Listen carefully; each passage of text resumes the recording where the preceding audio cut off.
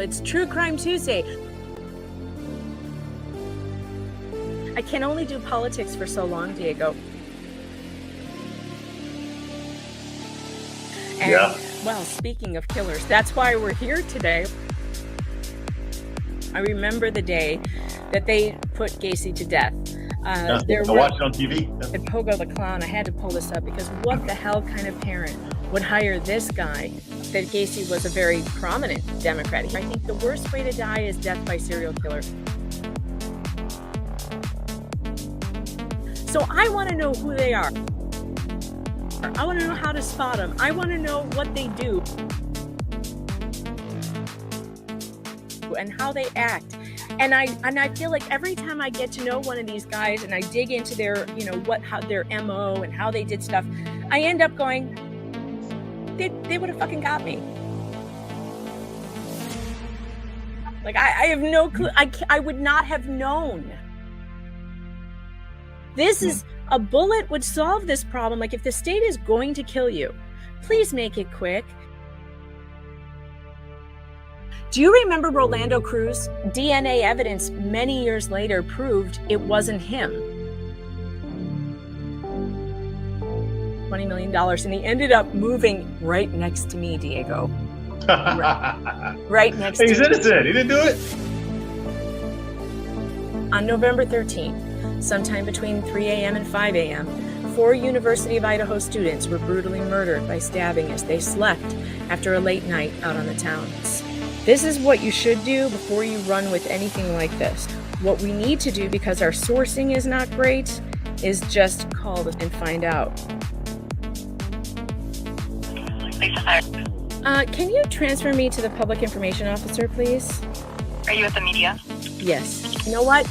I'm never going to get rich at this game because I'm just not cold-hearted enough to run with wild theories just for the clicks.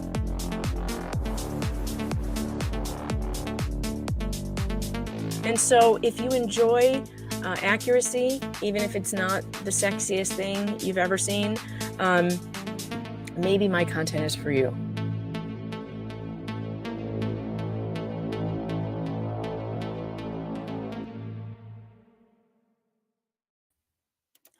All right, good afternoon, everyone. I'm Megan Fox. I'm a journalist. I'm an author. I'm a broadcaster. I write at pjmedia.com. Whoops, I used the wrong cut of that video. I did take the swearing out, I swear, and then I accidentally switched the videos. So YouTube's probably going to demonetize that because it was it within the first 30 seconds? I'm not sure. But you know me, too spicy for InfoWars, and the green screen wasn't working. And I woke up with a puffy eye. I mean, it just doesn't stop for me today.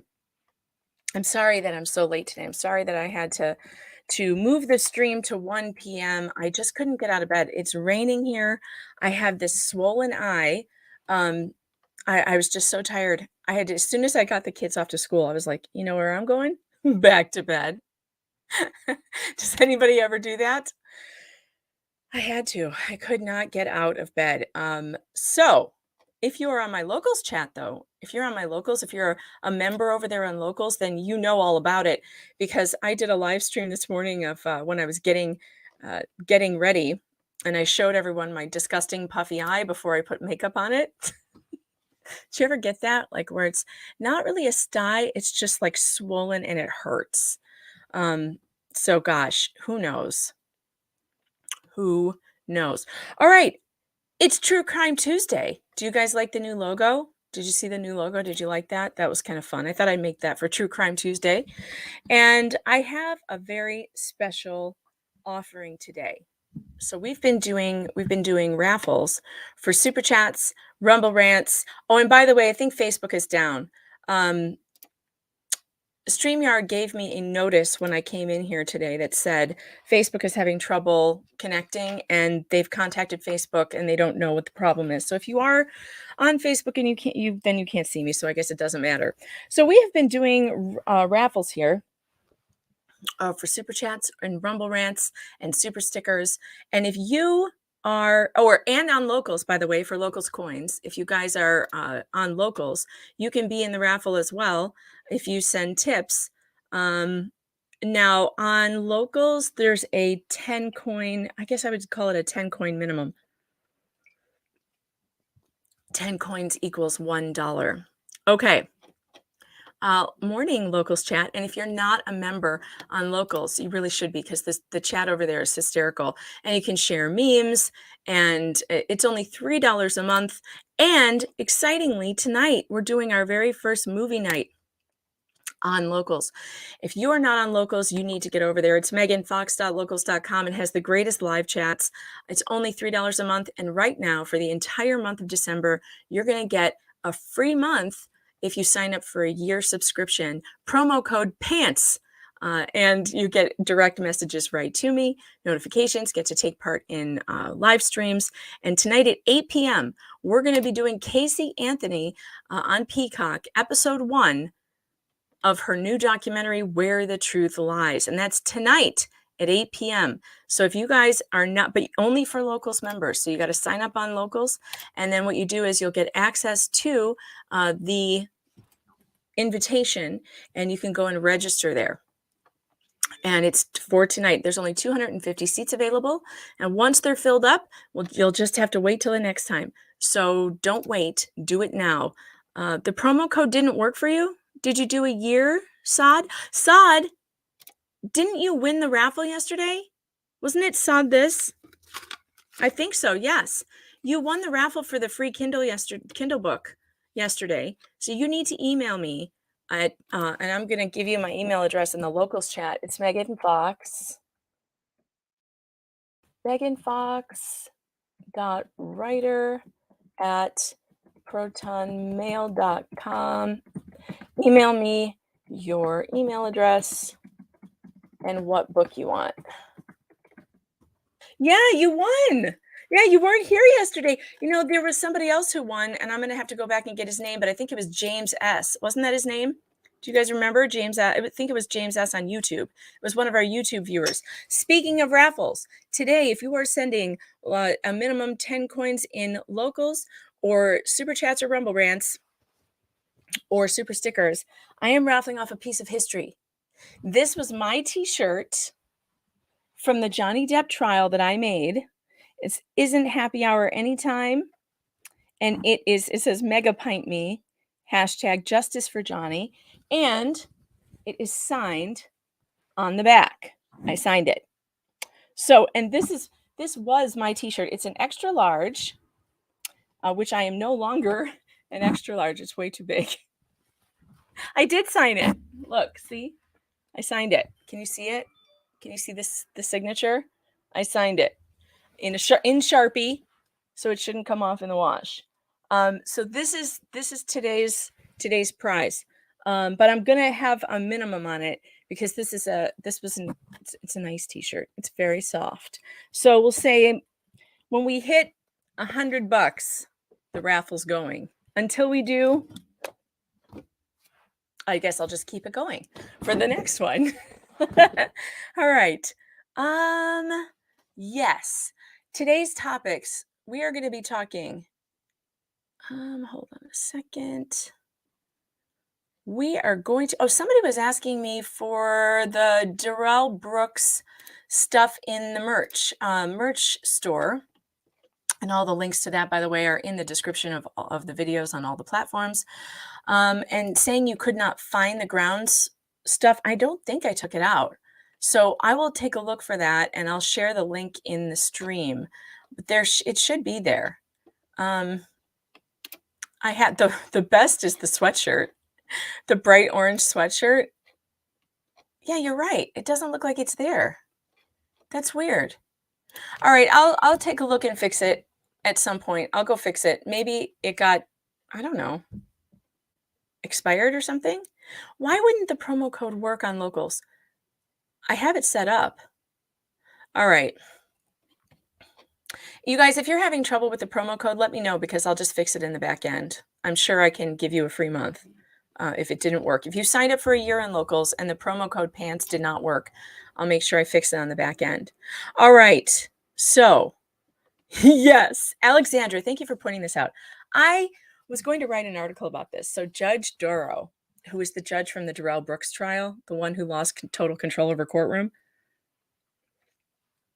she's running for Supreme Court of Wisconsin? Yeah, Wisconsin. I don't know what I think about that. You know, I saw her in an interview. I was going to actually go over it with you guys because she was interviewed on one of these network shows. And, you know, she seems like a nice lady, like just too nice. That was her problem. She's too nice. She seems like a decent judge, though. So, you know, maybe the Supreme Court is a better place for her because she won't be in criminal court anymore where these people could take advantage of her like that guy did. Because Darrell Brooks was just terrible. But she seemed to know what she was doing as far as the law goes. But he needed a stronger hand. He needed a Judge Schrader to be like, don't get brazen with me. Remember that guy? It's so funny. If you're on YouTube right now, don't forget to hit that like button or the dislike button. If you don't like this, then dislike it. But hit the like button because it helps the algorithm. Finally, I'm actually in the studio right now in YouTube so I can see you guys. I don't usually go in there. And let's see. Yeah, hit the like, hit the thumbs up. If you're on Rumble, make sure that you hit the plus button. You have to stroke the plussy nicely, and make sure you do that and do it quickly, so that we can perhaps get up on the front page. That would be great. There's like almost 100 of you in Rumbles and only 18 Rumble likes. Come on, guys. Come on. You can do better than that. Yeah. What true crime are we discussing today? Thank you for bringing it up. All right. I'm going to get over to my notes. This is what we are going to talk about. The Casey Anthony documentary, of which I am doing episode 1 tonight at movie night on the Locals exclusive at 8 p.m. We're going to talk some about the director of that documentary. Her name is Alexandra Dean, and we're going to take a look at her Twitter page, which is funny. And I also want us to watch this Jose Baez, it's part of the Jose Baez interview with Megyn Kelly. Jose Baez, as you remember, was one of the attorneys on the Casey Anthony case. Now, he does not make an appearance in the documentary, but he really got into it with Megyn Kelly the other day. And after we finish talking about that, we are going to get into, there are Idaho 4 updates. There's some sad updates there. And I also have Cynthia Abcug. I forgot to put that in my notes. I don't want to forget. So I spoke to Cynthia from jail. If you guys are not familiar with this case, Cynthia was the mom who was accused of being a QAnon mom and accused of second-degree kidnapping. She was accused and also convicted of it. I covered that trial. I actually went to Colorado to cover that trial. I had been basically embedded with her for 4 years when this all started, when CPS took her child, I believe unfairly, and then denied her due process. And then an entire string of events played out, and she ended up getting accused of a conspiracy to kidnap, and she has been put in jail for it. And the trial was absolutely terrible, completely biased towards the prosecution. Her defense attorney, her defense team just did not defend her. And it was bad. The misinformation was very bad. I've written extensively about it, but right now Cynthia is serving her 60-day sentence in the Douglas County Jail. And I have heard from her, and she wanted to tell you guys, she wanted to make sure that I told you that someone from my audience had their little one draw her a picture of a Christmas tree and sent it to her in jail. She loved it so much, you guys. She loved it so much. She was like tearing up on the phone and telling me how wonderful it was for her to get something like that. And it made her feel like people care. And she was like, what she said was, I don't get to see my son's drawings. I don't get to see my children's, I don't get to talk to my children, and I don't get to anything like that. And she just was very touched by that. And if you want to send Cynthia a card while she's in jail, you know, she would really love that. And it's a weird thing you have to do. You have to send it. Here's how you send it. You have to send it to her with her number, care of Securus Digital Media Mail Center, Douglas County Jail, P.O. Box 509, Lebanon, Missouri. Yes, Missouri. That is correct. That's how you send it. It has to go through the Missouri office and they check it and then they send it to the Douglas County Jail. Now, if you are going to send a letter or a card and you want to hear back from Cindy, you have to send her a self-addressed stamped envelope and some paper because they don't give them paper. You guys have been very generous and you have given to her Give Send Go for her items that she needs in jail, like coffee and warm socks and warm long underwear, because you have to pay for everything there. It's a for-profit jail and it's a real nightmare. She is appealing, of course. As far as I know, she hasn't heard from her appellate attorneys yet, but that will be happening. But if you want to send Cindy a card for Christmas, if you want to send her maybe a drawing from one of your children, she would love to see that. She wanted me to tell you thank you. So she's so happy to have gotten some, to be remembered. Also, if you sign up on this Securus Digital Mail Center, if you Google Securus, you can actually do an email account. And you can send her, I think it's like a quarter or 50 cents per email. But you can look her up in the system by this number here, 889-587. And you can send her electronic email, which goes through much quicker, obviously, than snail mail. But I know a lot of people were asking me, how do we contact her? So if you can't give to her Give Send Go or anything, and that's fine. That's no one. She's almost. I mean, she's about halfway done now, right? She should be. And I will put the link to her Give Send Go in the chat, just in case you guys want to help out. These funds are being used for the items she needs while she's in jail. And also, when she gets out, it'll go towards legal fees. So let me throw that in the chat for you guys. She's there for 60 days. And she already spent 5.5 months there, by the way. She was illegally detained for 5.5 months during COVID when she was arrested pre-trial. And there's a letter from an appellate judge, a higher judge, because they finally took it to a higher judge, that said the state was way out of line, that they should never have kept her in jail on $250,000 of bail, that it was excessive bail, and that the state seemed determined to keep this woman in jail for as long as possible. And that is what they did. And instead of getting time served, which she should have gotten, she got another 60 days in jail. And we've been over this. She's going to lose her apartment. She will lose her schooling because she's in school right now, and she won't be able to finish. So the state is just determined to punish her so severely that, no one will ever question CPS ever again. Oh, the address in chat. Okay. I will try. How do I get the address in chat? I made it a banner. So let me copy and paste.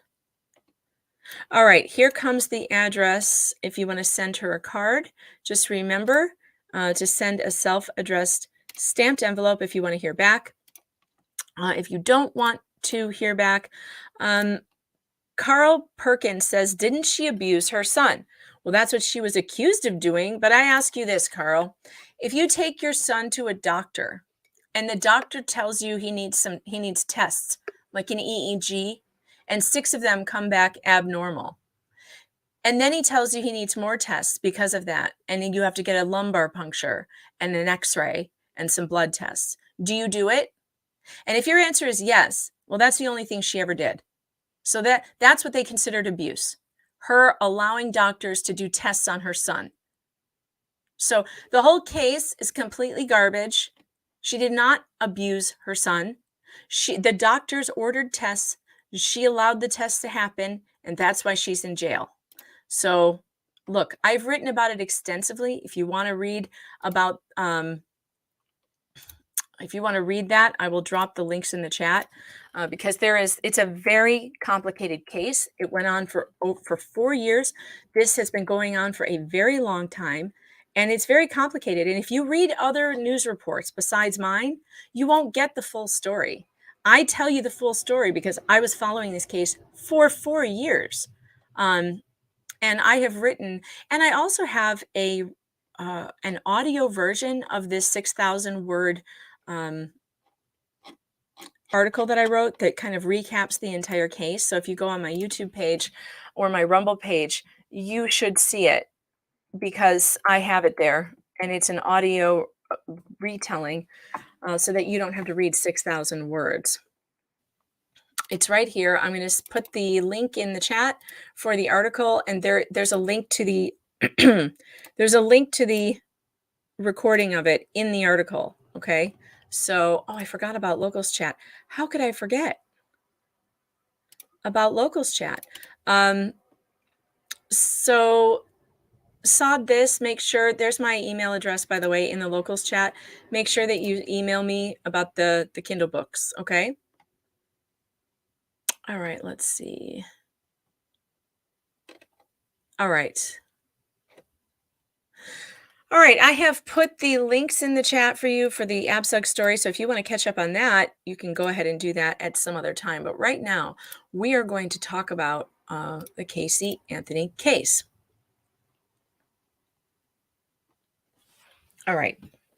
So the director's name. This documentary is on Peacock.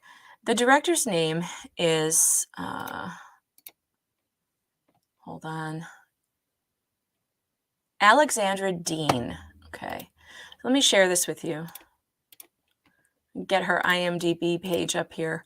I just thought it'd be kind of interesting just to find out like who directed this thing, because it's really very one-sided. It's not, she doesn't, this is all Casey's side of the story. And I just had, some questions like, what else has this person done? So she has directed Bombshell, the Hedy Lamarr story, Secrets of Playboy in 2022, and This is Paris. Now, This is Paris was about Paris Hilton and her experience in that bizarre teen disciplinary school that her parents had her kidnapped and sent to, which was really bizarre. So that, I'm sure, I haven't seen that yet. It's on A&E, or I think it's on, wait, is it A&E? No, I think Secrets of Playboy is on E&E. So Secrets of Playboy kind of tipped me off that, oh, you know what? She's a Me Too. I had a feeling she was like a Me Too person. Well, producer Laura went over and found her her Twitter account, which has a bunch of like woke stuff all over it. So let's take a look. Let's take a look, shall we? Oh, curious one. So you saw the Paris Hilton documentary? Yeah, I haven't seen it, but I did hear her tell her story in something, but I'm not sure if that was the documentary that I saw. Maybe it was. I believed her totally. It was a crazy story. And I know that a lot of those places, like Dr. Phil was sending kids to those places too. It was a real scandal. Turkina getting in on the raffle says, on one off-topic chat, R.I.P. Kirstie Alley. Yeah, her politics and religion were opposite of mine, but she was a great comedic actress. I really enjoyed, yeah, Kirstie Alley's politics are kind of in line with mine, I guess, and I enjoyed her very much, but I did think she was a really good actress too, and she died at 71. She had cancer. Thanks for the chat, Turkina. I appreciate that. We'll put you on the list right now. Let's get over to that, to my name randomizer. Dun, dun, dun, dun. Okay. All right. So yeah, Kirstie Alley died. Boy, one of my favorite things to do over COVID, by the way, was to watch Cheers. My husband and I started rewatching Cheers because, and this is so funny, both of us were like, I just started watching it because we were missing going out to our usual bar.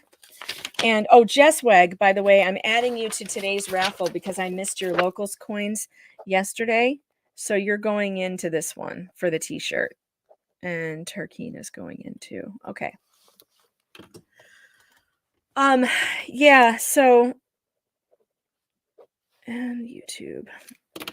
So we started rewatching Cheers, and it was really fun because it gave us that like bar feeling, like we were out, like we were somewhere. And I remember Mr. Fox was like, "Hey, good call on this. Like we haven't watched this in years."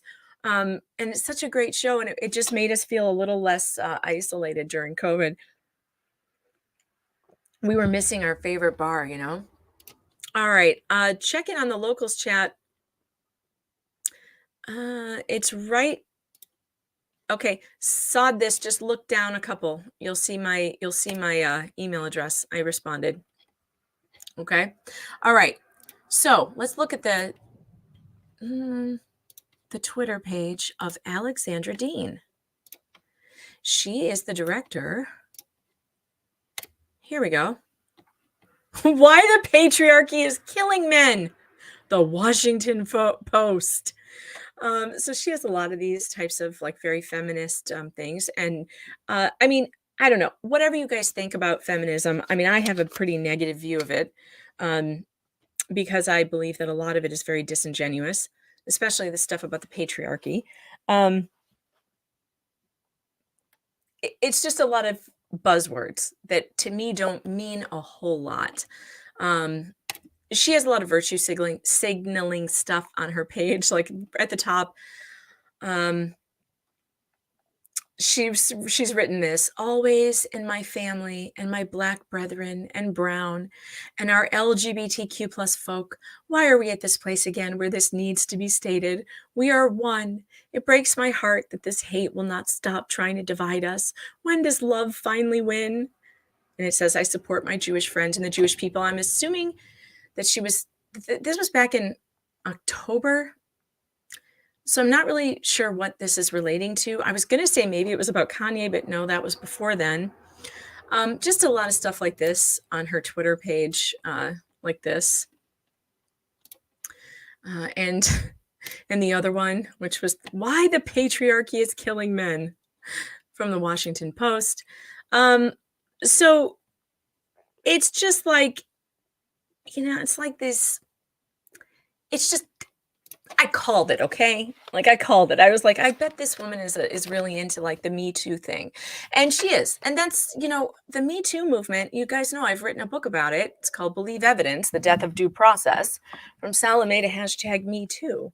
And the reason why the Me Too movement was so upsetting to me was because I watched a bunch of people just lose their freaking minds. I watched a bunch of people who used to believe in innocent until proven guilty, unless proven, it's not even until, it's unless proven guilty by the state, just decide to throw that out the window. I watched a bunch of people who used to believe in due process just be like, oh, well, if a woman comes forward and says something happened 30 years ago, well, then it happened. No, that's not how this works. And maybe it's unfair and hard to take, but that's our justice system. We need evidence before we put men in prison for things that you said happened. We need to believe the evidence. And the reason I've written an entire book here full of examples where this went terribly wrong. Like if you had believed the women, you would have been wrong. Like for instance, I used history and also literature throughout the ages. I have an ancient history section. I have a modern version. And part one is hysterical harpies throughout literature and history who lied to harm men.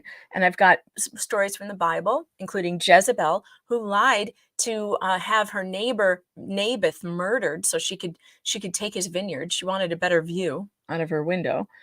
Potiphar's wife, who lied about Joseph raping her and got him thrown in jail. Salome, who told lies about John the Baptist and had him beheaded, which is the cover of the book. That's a painting, a famous painting of Salome with John the Baptist's head on a platter. Abigail Williams, the famous Abigail Williams. Do you know who Abigail Williams is? She's the one of the witnesses in the Salem witch trials who accused her neighbors of being witches and had them murdered. There's all kinds of them. So in the modern age, I have highlighted stories from Tawana Brawley to Carrie Dunn, to Dr. Lynn Snowden, another one who just told ridiculous lies about a man that I know very well, who sadly committed suicide not too long ago, Dr. Mike Adams. And part of it was some of this stuff. These women who he was a professor at the University of North Carolina, and he had been attacked. He was a conservative, and these feminists had been attacking him so unfairly just for his views. He was a criminology professor and having conservative views, and he wrote for our for townhall.com, which is one of our sister websites. And I wrote about her in this book, Dr. Lynn Snowden. She accused him of poisoning her office. She said that he came in, he broke into her office and put some kind of poison in there and dragged him through a terrible legal battle, accusing him of poisoning her office. It was the craziest thing ever. Absolutely nuts. Carrie Dunn accused a bunch of like unknowns at her university, where she was a professor, of putting slurs all over her car and vandalizing her car. Turns out she vandalized her own car. You know, so there are reasons why we should not believe women, and we should just believe the evidence. Now, let me classify this and give you qualify it, I should say. If a woman comes to you, a friend, and comes to you and says, this terrible thing has happened to me, you absolutely should believe her. There's no doubt in, that when a friend comes to me and says, this happened to me, I believe you. And I give you the benefit of the doubt that you're not lying to me. But if you want me then to go into court and try to help you get some kind of consequence against the person you said did it, then I'm going to need some evidence. So this is a big problem. And when I see women like Alexandra Dean championing some of this stuff, and oh wait, I didn't mean to do that. I meant to get bigger. Like this, for instance, like she was the Playboy one that she did. Did anybody here see the Playboy documentary? Because I didn't see it, but there's a couple of videos in here that she posted. Here we go. The Secrets of Playboy. So this is the one on A&E. Now, I don't have A&E, but I would like to really see this. And apparently it's about how, I'm sorry, allergies.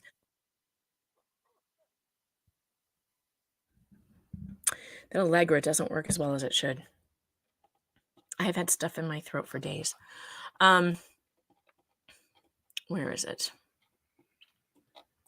Secrets of Playboy. Okay, so this is an interesting thing because I guess, now I'm not a big fan of Hugh Hefner.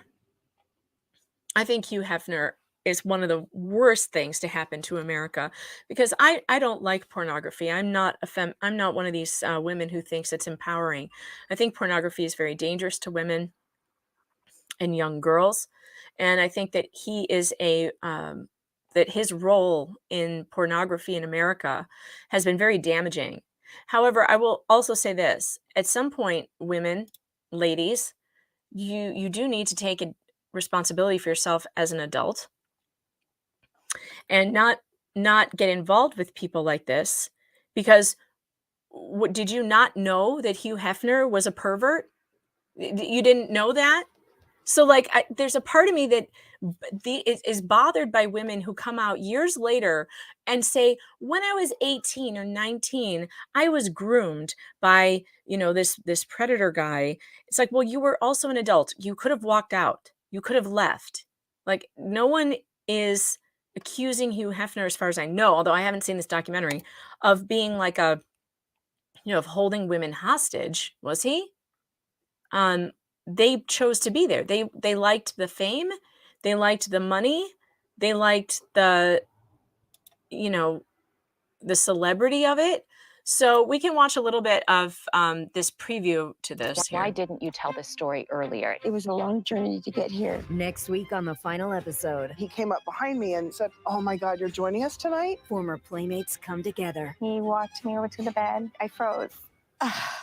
He wants to buy me breast augmentation. I just met the man. Wait a minute. He walked you over to the bed and you froze. You didn't know that if you were going to Hugh Hefner's bedroom with him, what was coming next? Like, there's a part of me that thinks women act like they have no agency whatsoever. And that's what I don't like about the Me Too thing. Do you have no agency over? We're not talking about kids. We're talking about grown ass adults. So did you not know that Hugh Hefner was going to want to sleep with you? It's so bizarre.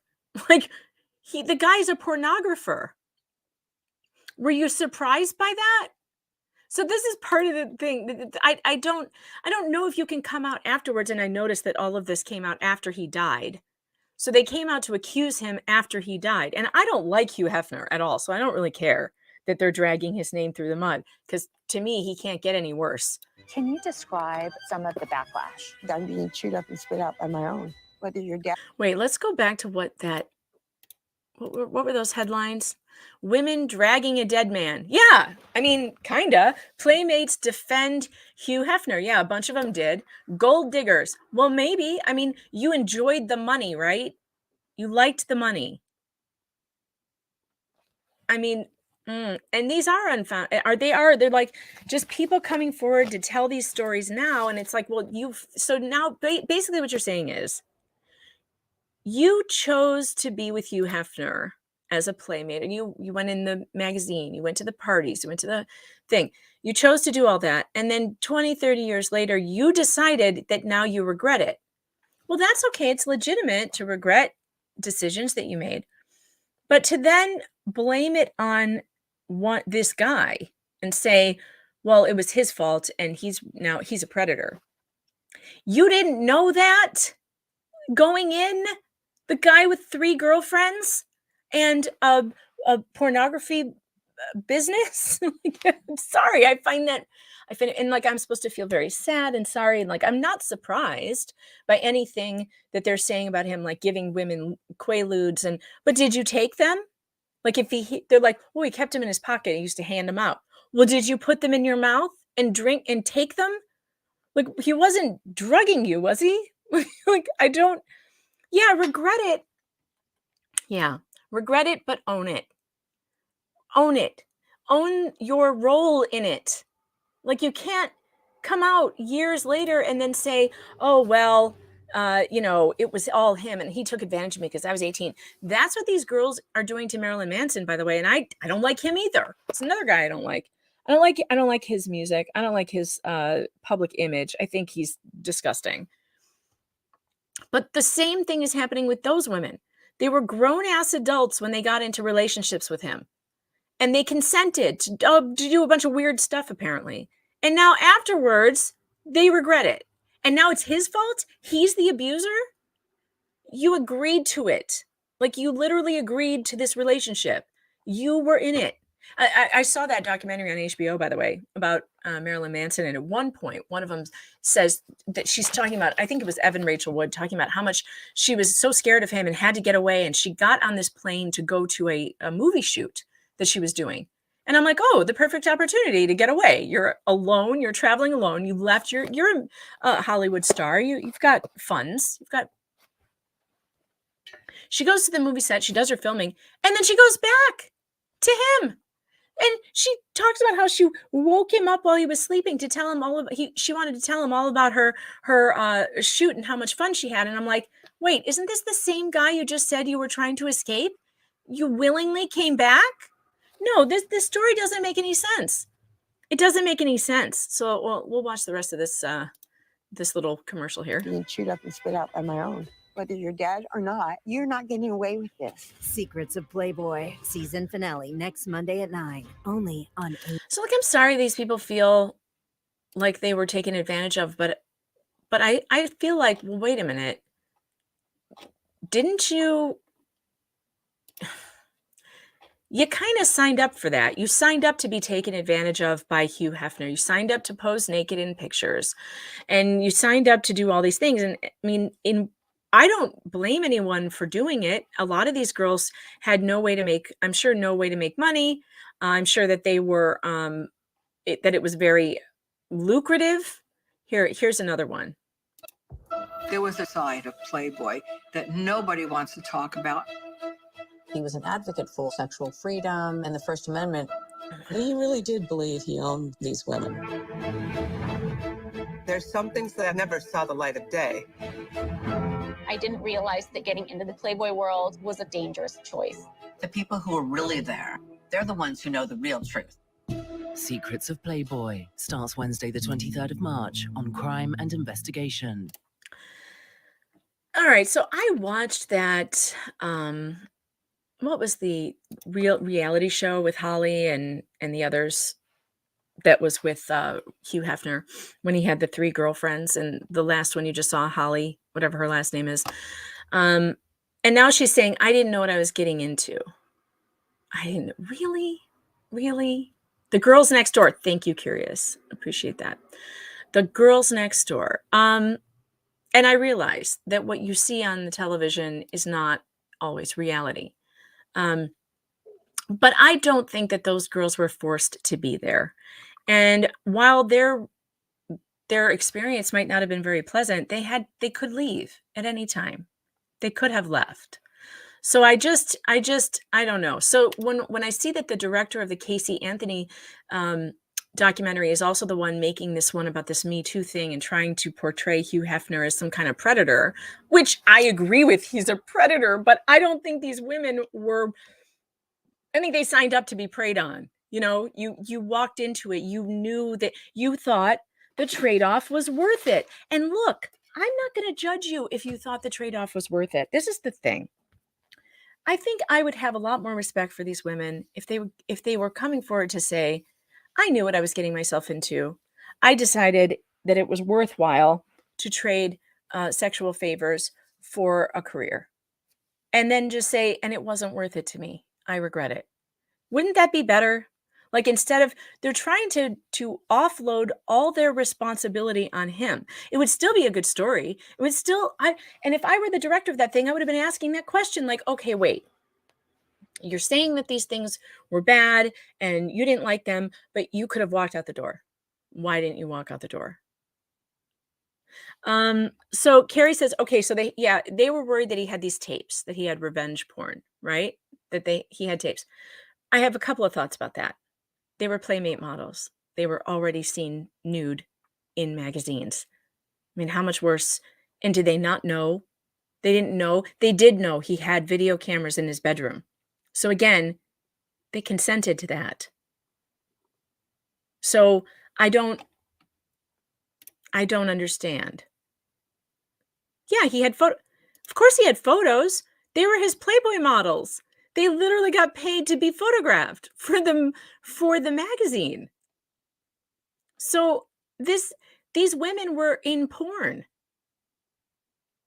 Yeah, a lot of them were Playboy models. Many of them weren't they? I mean, some of them. Are you telling me that some women? Well, I haven't seen the documentaries. I need to watch that. But are you telling me that some women? No, I mean, looking at the Rumble rant. Megan's not saying hashtag Hugh too, is she? No, I hate him. I don't like Hugh Hefner. I think he did bad things to this country. And I'm sure he did bad things to women. But it's like, who are the women that thought they were going to walk into that scenario and be blissfully happy? They all wanted to be Playboy models. Yeah, okay. So Carrie says they wanted to be Playboy models and some of them weren't.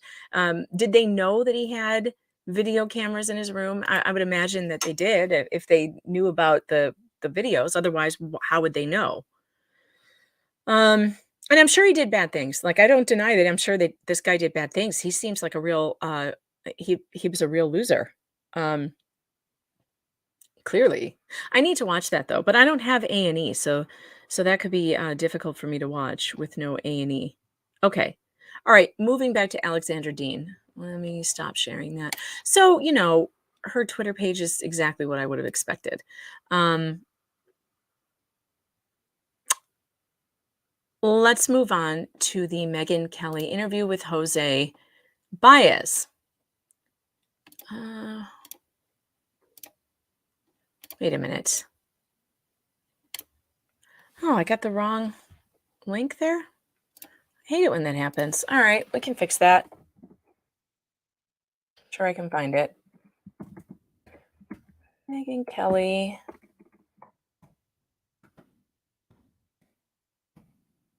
Jose Baez. Yeah. This was 4 days ago. Okay. Yeah, I've got some timestamps here. Let me get to the right one. 4540. Oh, he gets so mad at her, you guys. It's so funny. Hold on, let me share this. By the way, have you guys watched the behavior panel and their take on Casey Anthony's on the documentary? I don't understand something though. How come the behavior panel can play so much of the documentary on YouTube and not get a copyright strike and get it taken down? If I did that, the video would be completely taken down.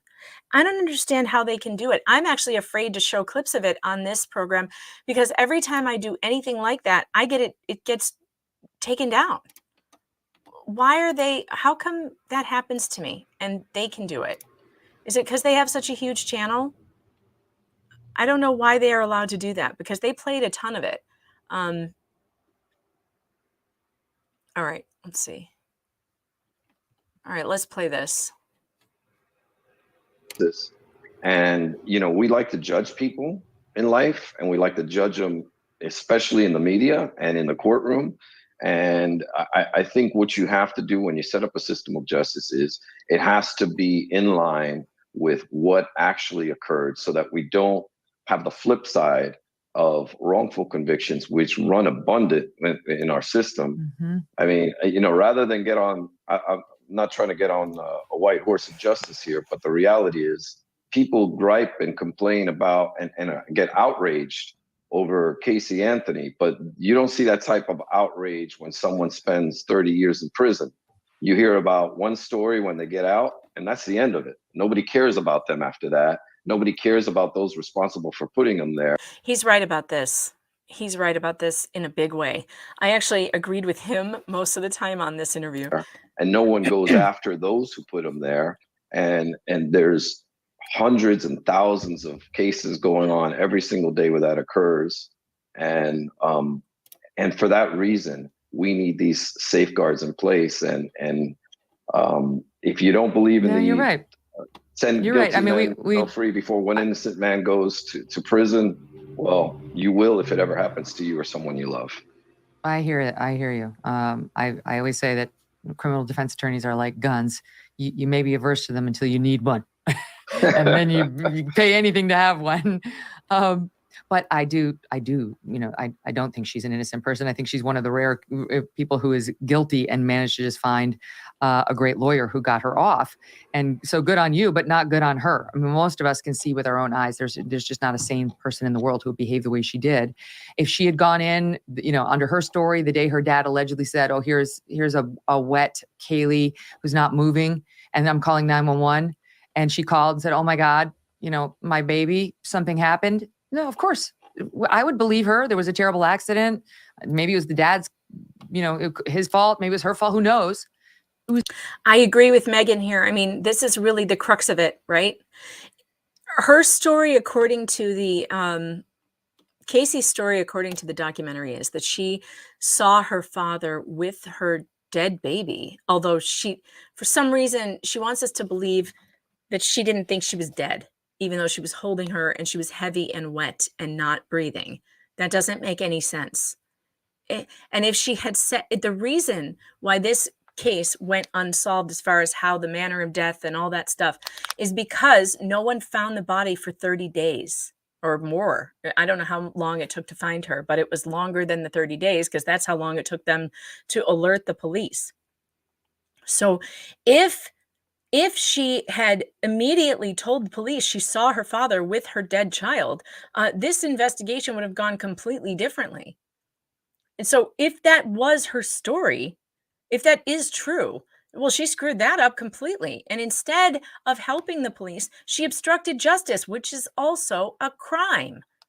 It's a crime. So Megyn's got a really good point here about this particular situation. It was the 31 days after. The fact that she never called 911. She went partying in the nightclubs. She got a Bella Vita tattoo, which she tries to explain away in this documentary as an FU to her family. She told police lie after lie when they finally came into her life because her mother called the cops because she said the car that my daughter had been driving smells like it had a dead body in it. Finally, the cops found Casey Anthony, and she lied. She didn't say George had the baby. She didn't say he's been coaching me for 30 days to keep quiet. She's like, it was Zanny the nanny. Let's go to Universal Studios where I work. Then she had to admit during the middle of this wild goose chase, she didn't actually work there. It was just on and on. And Jose, for her to now be like, it was all my trauma. That's literally what she says. It was the result of trauma. No one asked why I lied. That's what she said. I want to get it exactly. I lied, but no one asked why. No one cared why I lied. But I have a voice now, and I am not afraid of my abuser. Why did you lie to police? I was doing what I was told to do by my dad. I mean, do you believe that? Well, there's a lot of criticisms of Miss Anthony's. Hold on a minute. Does Megyn really think that she's going to ask a defense attorney, do you believe that story from your client, and get an honest answer? If he answered this, I would be like, you're a bad attorney. Like, she knows this. She's an attorney. She knows she can't ask him these questions. Defense and her position. But if you want to say she's guilty, I would flip it on the other side. And I know you along with a lot of folks say, I know she's guilty, but okay, so what did she do? Explain it to me. How did she do it? And I don't need to know the cause of death. I'm just saying juries may. I don't need to know exactly how she did it. I just know she did it. I agree. You don't need to know, but so then, how much stock can we put in that? And that's the whole thing. There's a dead baby. It's not like we never found the body. We found a dead baby with duct tape on her mouth and thrown away like trash in a garbage bag in a wooded area 14 houses away from Casey Anthony's. We know somebody hurt that child. That's a horrible, outrageous thing. But we're not talking about a murder there. We're talking about some incredibly huge immoral act that someone, and I've never hidden from the fact that I curse whoever put her there and whoever did that to her. And I think it's disgusting. And I certainly hope that someday we'll know. Jose. But I really Let me just jump in because we're going to. There's a point in this. It is kind of disingenuous, though, for him to be like, well, I cursed whoever did this. It's like, well, how much did you guys look for someone else who did this? I'm not sure, but maybe that's a police issue. I don't know. I mean, I have now watched the entire documentary. I'm not going to give it away. My opinion is the same. I think Casey is responsible. I don't know if she's the one who actually killed her daughter, but I think she knew. I think she knew who did it, and I think she knew about when she went missing, and she didn't tell. And that's just as bad. I mean, look, we just got done talking about Cynthia Abcug, whose son is alive and well, and she did more jail time than Casey Anthony. Okay, and they got her on medical child abuse for because the doctors ordered tests on her son that the state said they thought were unnecessary. And she did 5.5 months plus 60 days in jail. 5.5 months plus 60 days in jail. More time.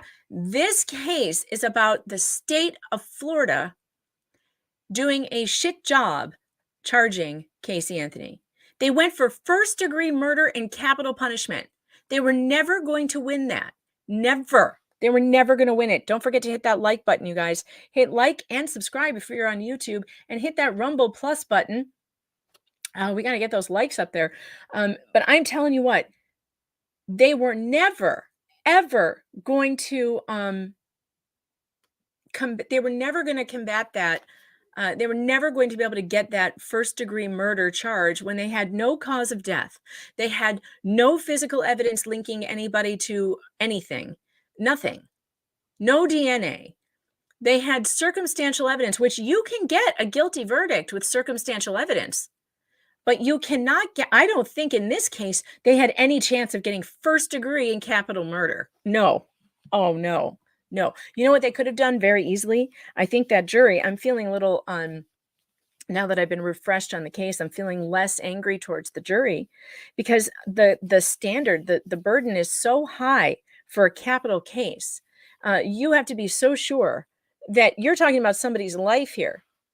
And they went after her for the death penalty. And they did not have the evidence to back it up. And so it's the state's fault. The state could have charged her with manslaughter. They could have charged her with maybe second-degree murder. But they could have charged her with manslaughter for sure. And I think they would have got a guilty across the board. They also could have charged her with child neglect. So Cynthia Abcug gets charged with medical child abuse and they convict her on it. It's a misdemeanor. In Colorado, that's a misdemeanor. So it's easy to convict. Florida went for the hardest thing possible without the amount of evidence that they needed. They sure as hell had a lot of circumstantial evidence, which is still evidence, but it wasn't enough for a first-degree charge. I think that the state screwed up. That's what I think. I hit a hard break, and I don't want the computer to cut you off, so I'll pause you. We're going to come right back in a couple of minutes and resume our discussion. That Aaron Hernandez and a fascinating medical case Jose's been handling. What's my other timestamp? 48:46. Oh no, we already got past that. Maybe my timestamps are off with this. Let's see.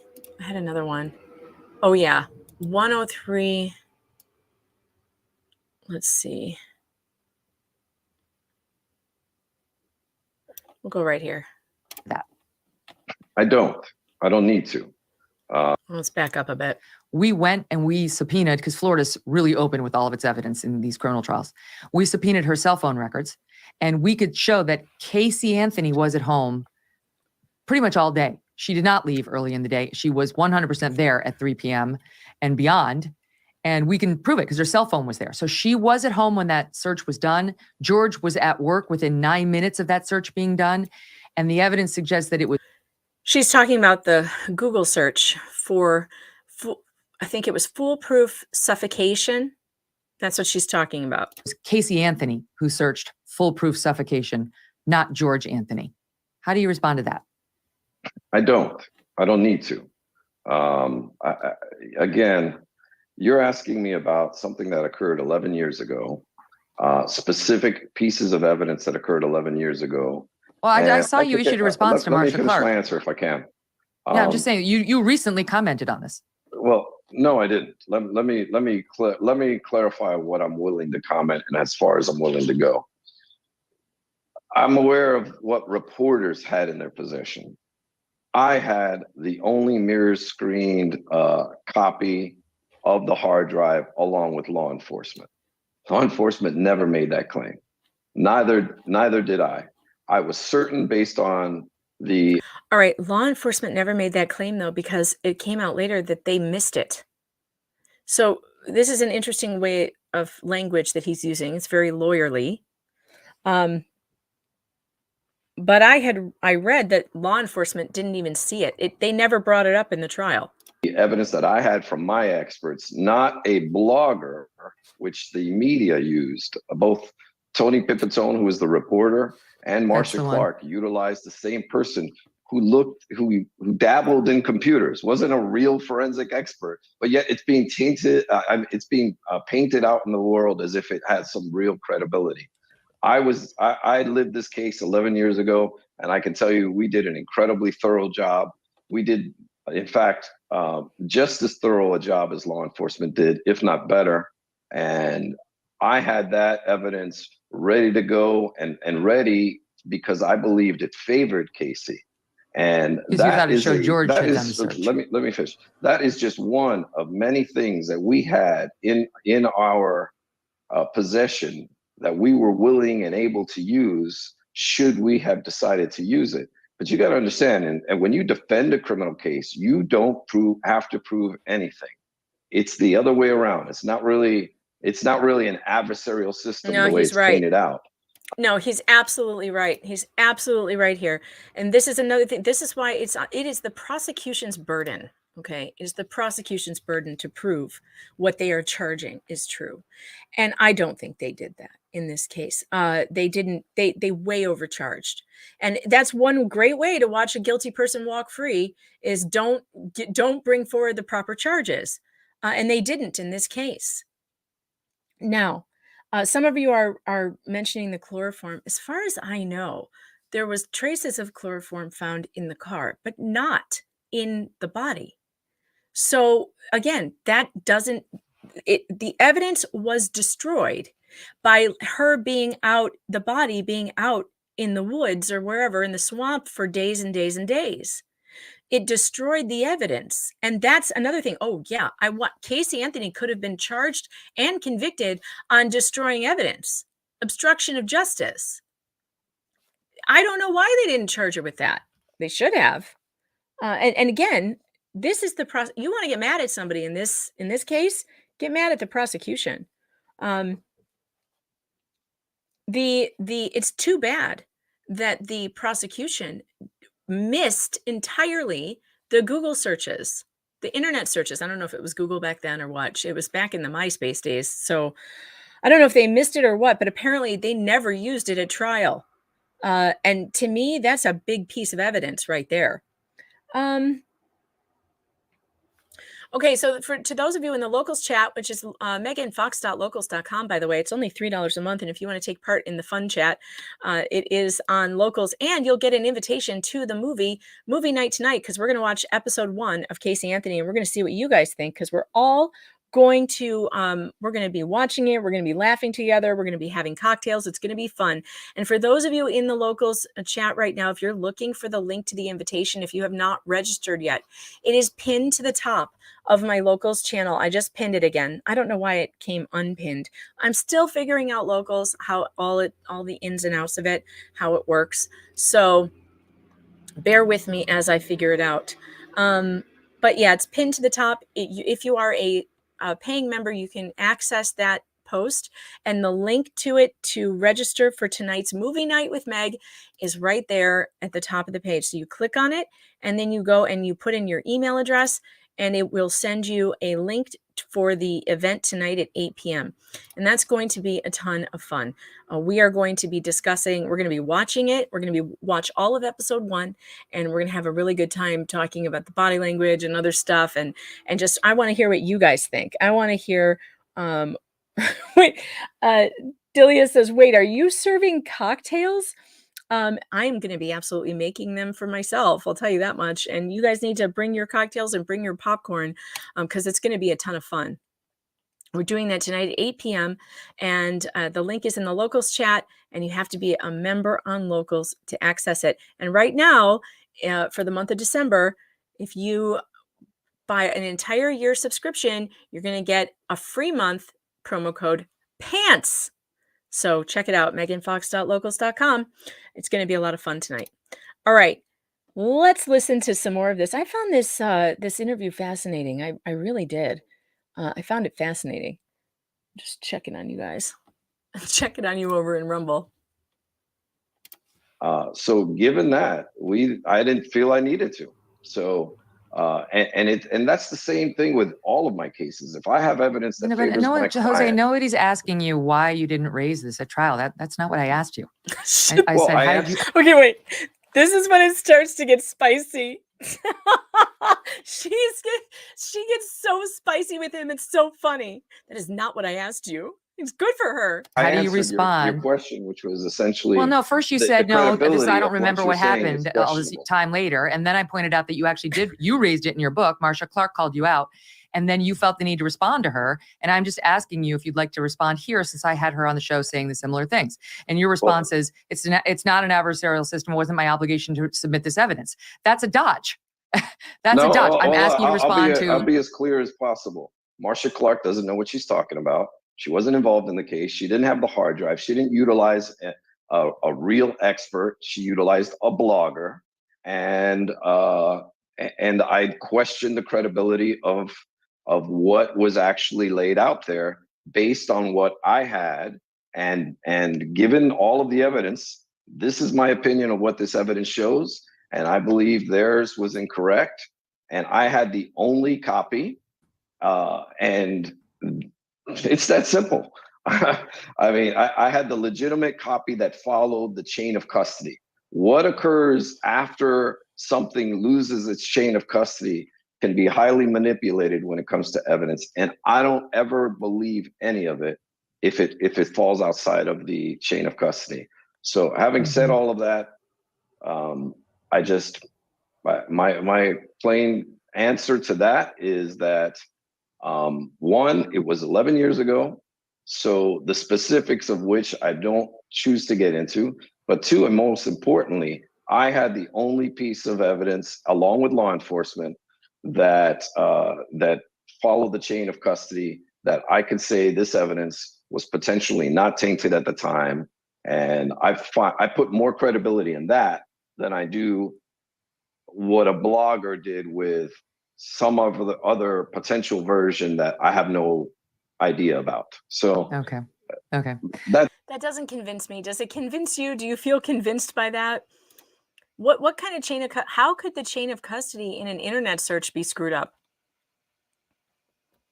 It's never in anybody's hands, you know? Like it either is or it isn't. It either is how it looks or it isn't. It's how do you screw up a chain of custody? How do you screw up chain of custody on an internet search? I don't get it. Yeah, Jose Baez does still look really good. He looks really young, doesn't he? He hasn't aged at all. He's one of those lucky people, I guess. Yeah, Melinda says, yeah, clear as mud. Yeah. I mean, I didn't think that answer was great, but she gets even spicier with him. It's really funny.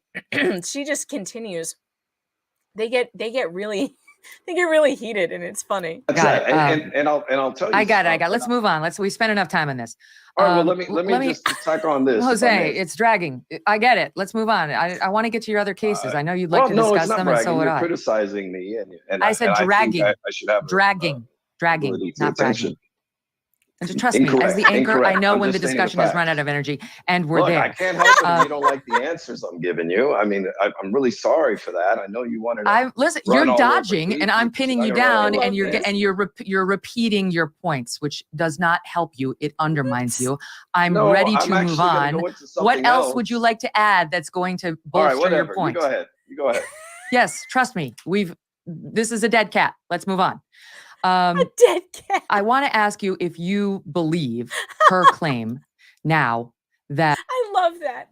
I got to tell you, I love Megyn sometimes. She's so funny. And I don't know if we're going to see it in this part of the interview or not, but there was this one thing that she said that I was really, it made me go, oh no, Megyn, don't say that. Because at one point she goes, I think Casey Anthony's going to hell. And I was like, whoa, hold on a minute. Wait a minute. Stop. I know that we all have these thoughts sometimes, like, oh, that guy deserves to burn in hell, like for sure.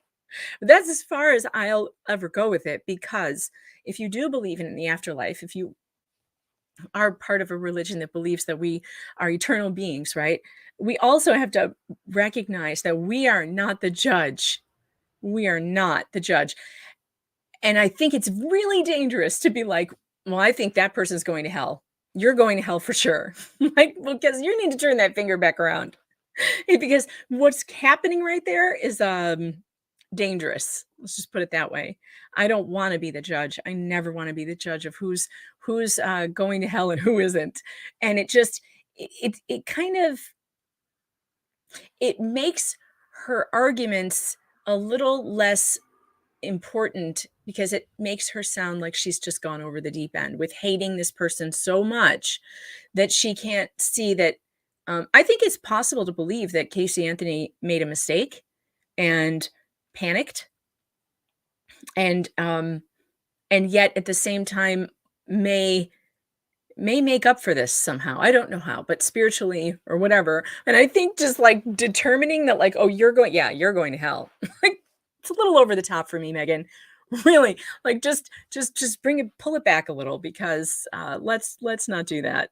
It was funny. And I think it was before this, so we probably won't hear it. But if you want to go back and hear it, it's kind of funny. At all the lying she told. Oh, and it allowed him to say to her, I think it was right where we started, where he's like, you're not, we're not, some people like to judge, and I'm not one of those people. And it kind of made her look small, and it gave him the edge at that part of the interview where he was able to make himself look like magnanimous and open-minded, and it made her, and she was like, I don't care. I think she's going to hell. Which, again, I love you, Megyn. You're hilarious. all the lying she did was as a result of trauma, that she declined to say to the police, George did it.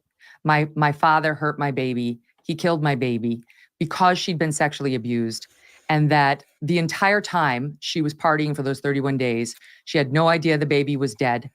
And that she was being told, as she's now claiming, by her father, just to keep quiet. Keep quiet. Kaylee's alive. Trust me, trust me, trust me.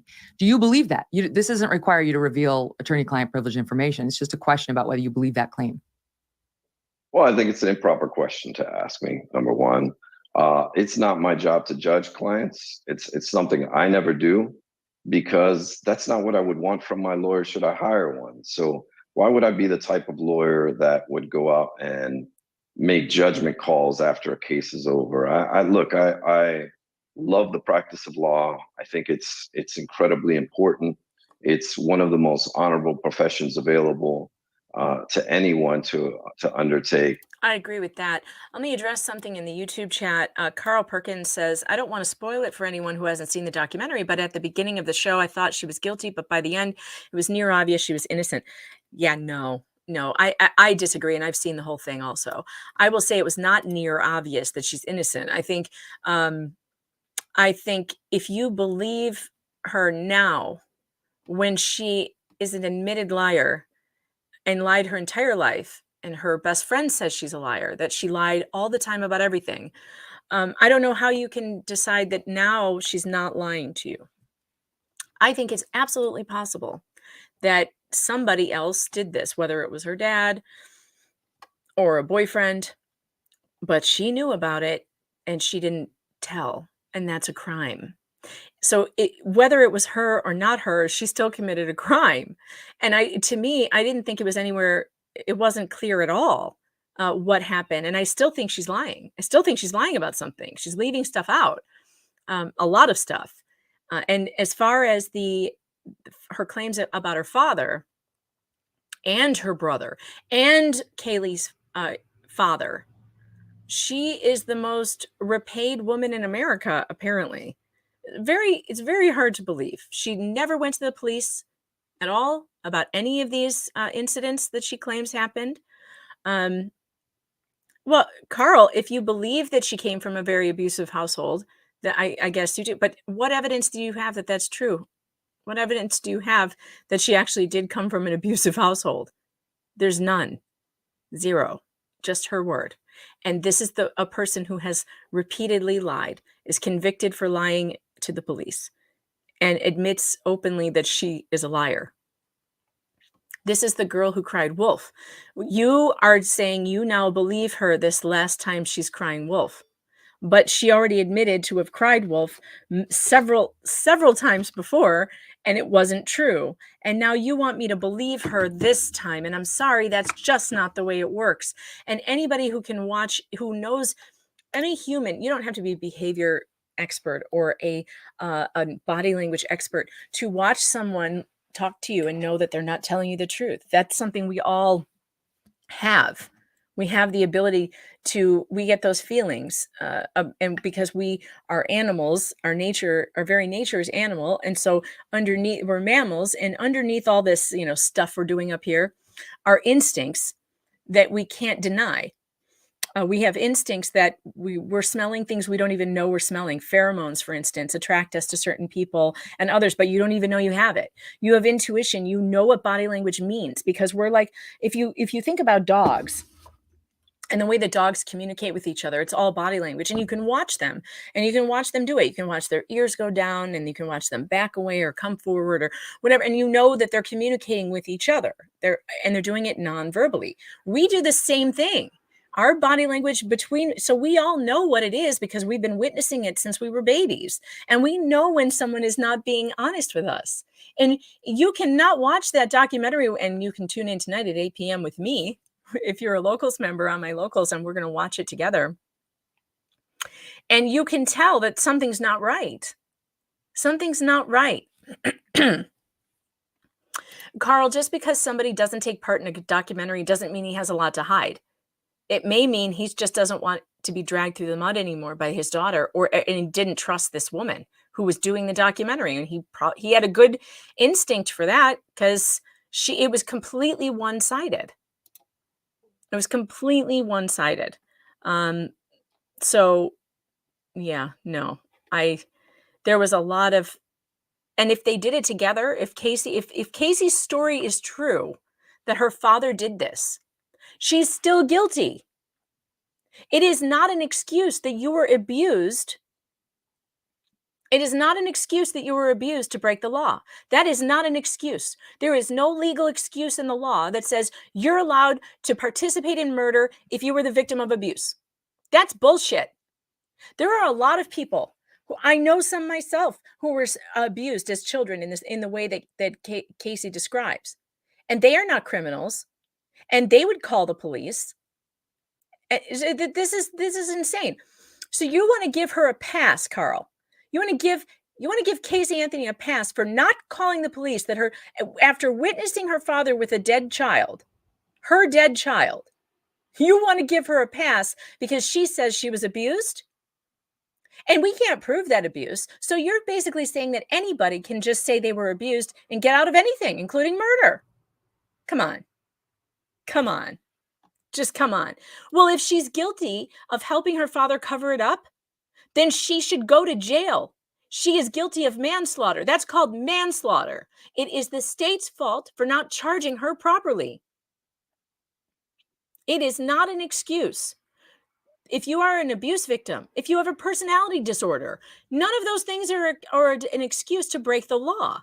You are still held accountable. She was not held accountable because the state screwed up the charging. Yeah, we don't know that she witnessed her father with the child. She just says that. But I'm saying, I'm taking her at her word. If she says that's what happened, she still belongs in jail. She still belongs in jail for manslaughter and obstruction of justice and possibly abuse of a corpse. There's a whole lot of things you could come up with. Hiding evidence. It is 8 p.m. Eastern Standard Time because I'm in New York. So that means 7 p.m. Central Time. And I don't know what that means for Pacific. Is it 2 or 3 hours? I don't know. But 8 p.m. Eastern Standard Time. And by the way, this is not a recorded event. It is only available live. You will only get to see it one time. So if you're not there, you're going to miss it. And we will be doing episode 2. I don't have a date picked out yet, but episode 2 will be coming up. So if you miss episode 1, you can join us for episode 2, but you just have to go to meganfox.locals.com and sign up there. All right, let's hear what else Jose has to say here. But one of the main things that you do not do, and I even try to practice this as a person, is not be so judgmental of people. And, we're all better than our worst mistakes. And I think that there's a certain human dignity that each and every person has. And I really try to live my life in a way that I try my best day in and day out, not to pass judgment on others. It's something I wish a lot more people employed, but for some reason they don't. That's on them. So. Well, I don't disagree with that when it comes to a moral failing, a genuine mistake. When it comes to murdering your 3-year-old, I feel differently. I'm going to judge. Well, I think we're all going to judge. You're assuming appropriately that she murdered someone. There were 12 very important people who heard it's not all an the assumption evidence that you didn't, that felt otherwise. No, I did. I actually heard. I watched the case and I you followed weren't in the the case courtroom. very closely. There's a lot that happens in a courtroom that you don't see. I hate when he says this. Like, okay, what happened in the courtroom, Jose? What happened in the courtroom that you're claiming now that if we all knew, we would all think differently about her? Come on. This is so, because we'll never know what happened in the courtroom that wasn't on camera. And by the way, I'm going to start streaming highlights, not the entire thing, but I'm going to start streaming highlights from the Casey Anthony trial so that we can refresh our memories on this and find out what exactly happened in that courtroom. And I'm going to start that probably next week. I'm still working it out, so I'll get back to you on that. See on TV. In fact, that's a big aspect. That's true, but I also practiced law for 10 years, and I understand how lawyers manipulate juries. And I'm not saying you did anything wrong, But Are you saying you you were manipulated very juries skilled. when you were a lawyer? I didn't hear that. I'm right. saying I know it when I see it. No, I was a very talented trial lawyer and appellate lawyer, and I won most of my cases. And I saw how you won this case. And I'm not saying there was anything unfamiliar with your work, so untoward I really about. can't- Hold on, Jose. Hold on. I'm not saying there was anything untoward about the way you She's handled the funny. case. I'm saying I didn't believe you for 1 second. And I don't believe your client. And my legal practice has led me and most other attorneys and citizens in this country to think that she got off because of your skill, not because she's innocent, which is the word she uses to describe herself now, that I was proven innocent, which is bullshit. That's not what happened at all. Well, I disagree with you. I think you are certainly a very judgmental person, and you're free to be that way. Yeah. He, okay, for one, she wasn't proven innocent. She was proven not guilty of the charges that the state brought. There's a difference. She was not guilty of first-degree murder, and it's the state's fault for even bringing that charge in the first place. If they had brought a manslaughter charge or possibly second degree, let's find out. What is second degree? What's the burden in second degree murder in Florida? Oh, you know, Steve would be a great person. Steve Gosney would be a great person to talk to about this. Let's see. Second degree murder in Florida, the definition is, under Florida statute 782.04, the crime of second degree murder is committed when a person commits either murder with a depraved mind or accomplice felony murder. It's possible they could have gone for second degree. Although it probably would have been easier to get manslaughter because the evidence was destroyed with the contamination of the body. So this is murder with a depraved mind is committed when a person is killed without any premeditated design, which I don't think it was premeditated, which is why would they go to first degree murder with no evidence of premeditation? It says, without any premeditated design by an act imminently dangerous to another and evincing a depraved mind showing no regard for human life. The primary distinction between premeditated first-degree murder and second-degree murder with a depraved mind is that first-degree murder requires a specific and premeditated intent to kill. And if we're thinking, if it's even possible that it could have been an accident, then it couldn't be first-degree murder. And the prosecution should have asked each other, is it possible that the jury might think that she was killed in an accident, that she died in an accident, and that they panicked or Casey panicked or whoever it was panicked? Yeah, it is possible because there's not enough evidence in this case to say how she died. Nobody knows. So going after her for first-degree murder is insane. Somebody asked what Branca's take would be on this, and I would imagine he would say the same thing. There wasn't enough evidence to convict her of first degree. So the question should be, why did the state do this? Why did they go after first-degree murder? Yeah, I have no idea. Okay, so accomplice second-degree felony murder occurs when a person acted as an accomplice to the person who killed another human being while engaged in the commission of or attempted commission of the below statutory enumerated felonies, regardless of whether the death was intended. Aggravated child abuse is included in that. And murder. So I don't know about that because they didn't have they didn't allege an accomplice, so that might not fit. So perhaps second-degree murder with a depraved mind because she didn't care enough to tell anyone. She didn't call the police. Yeah, I think so, Susan. Susan wants to know, does second-degree manslaughter or does manslaughter count as double jeopardy? Yeah, you can't try somebody for the same crime. You can't. So it's over. She got away with it. And look, it is better that a guilty person walks free than an innocent person is put in prison. That is better. It's better that the state learns its lesson and learns not to overcharge someone and learns to charge better. And Baez is a good attorney. You're right. And look, defense attorneys are very important for this very reason. If there is a reasonable doubt, then she shouldn't be convicted. And obviously the jury found reasonable doubts all over the place. And it's the prosecution's fault for going for first degree and capital murder. I mean, come on. Just ridiculous. All right, I'm going to stop this. I can't believe how long we've been doing this. But I think they're about to get spicy again. So I'll let it go for like a minute or two. Yes, when it comes to murdering 3-year-olds, I am. Well, you're limiting it to that, but I'm sure you judge every day in a lot of the things you say as it relates to your profession. And that's you know what, Jose?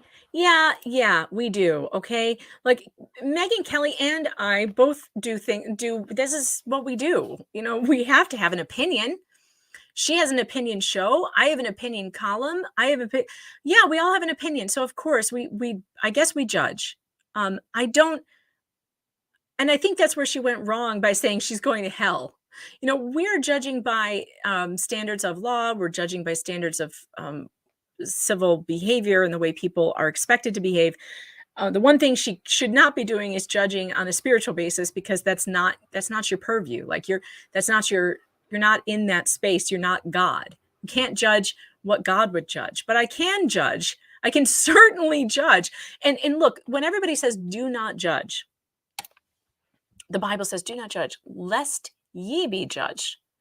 What that means is do not judge unless you are willing to be held to the same standard of judgment.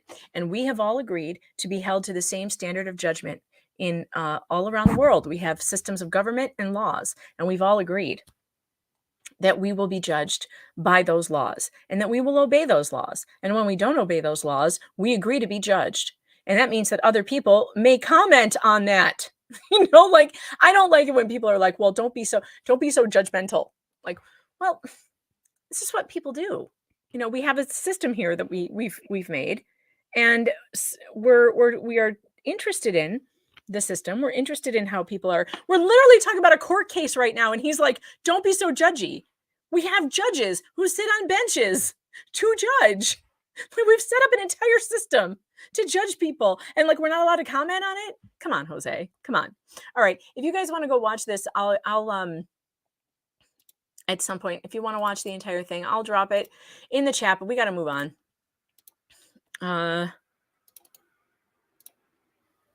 Okay, there we go. I'm going to stick it in the locals chat too. Here you go, locals. And Rumble coming up. All right. Don't forget, there's a t-shirt on the line, you guys. So far, I guess you guys don't want my t-shirt. I thought you said you wanted it. Anyway, I was going to give it away to Goodwill, but I figured I'd give it to you instead. So it's the Justice for Johnny Isn't Happy Hour Anytime t-shirt. And it's in Johnny's favorite color, turquoise. And if you want to send Rumble Rants or Super Chats or Super Stickers, you'll get in a raffle for the t-shirt. It is in an adult extra large size. I'm not extra large anymore. I'm small. So I can't wear it anymore. It is really soft though. It's a really nice t-shirt and I liked it. I like it very much. All right, let's look up manslaughter. Manslaughter, Florida.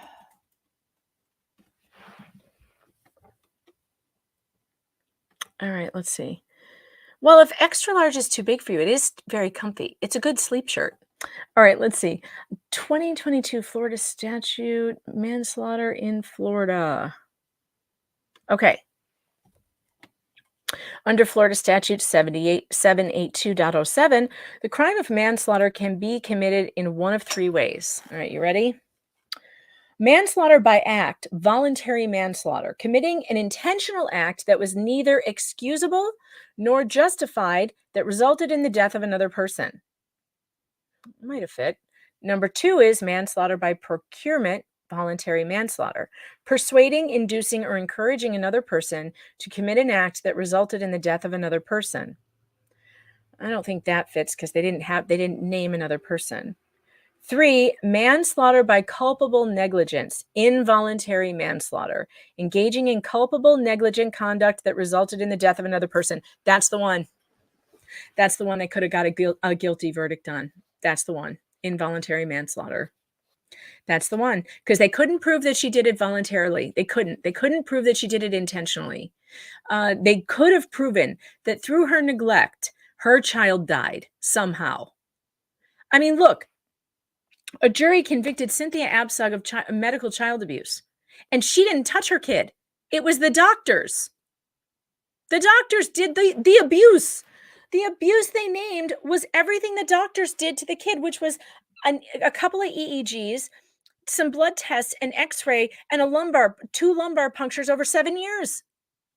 And she was convicted of medical child abuse for the things that the doctors did. So for sure, Casey Anthony could have been convicted of involuntary manslaughter. Her neglect, her not being with her daughter or not supervising her daughter led to her death. She died somehow. Somebody should be responsible for that. That's what the state should have gone with, in my opinion. I mean, I'm not a defense attorney, but I'm looking at this thinking, I think they would have said yes to this. Penalties for manslaughter. Let's see what the penalty. She could have got 15 years. 15 years. That would have been better than nothing. They could have got 15 years. Manslaughter. And now I'm pissed. The crime of manslaughter is a second-degree felony in Florida, punishable by up to 15 years in prison. 15 years. And then she would have been on probation for 15 years. Yeah, Liz, I gave you an update. I gave an update of Cynthia at the top of the program. She's in jail. I heard from her. She called. She has been able to get her some warm socks and things and shoes that she needed. And she thanks everyone so much for donating to the Give Send Go. And she also wanted to say thank you to the people. There was someone from the show who sent her a lovely card with a drawing of a Christmas tree, because she's going to be in there for Christmas. A drawing of a Christmas tree that their child made for her. And she just absolutely loved that. So I have, if you guys are interested in sending Cindy cards of encouragement, and please, if you hate Cindy or something and you think she did it, please don't send her anything nasty. Like, there's just no reason to do that. Please don't do that. So if you have something nice to say, please do. But if you don't, please don't. This is how you get a hold of her. If you want to send her a card or a letter or something encouraging, she appreciates prayers. This is how you send something. If you want to hear back from her, just include a self-addressed stamped envelope and some paper, and she'll be able to write you back. Okay. All right. All right, penalties for manslaughter. Let's get back to this. So yeah, 15 years in prison, 15 years of probation, and a $10,000 fine. Wow. Defenses to manslaughter.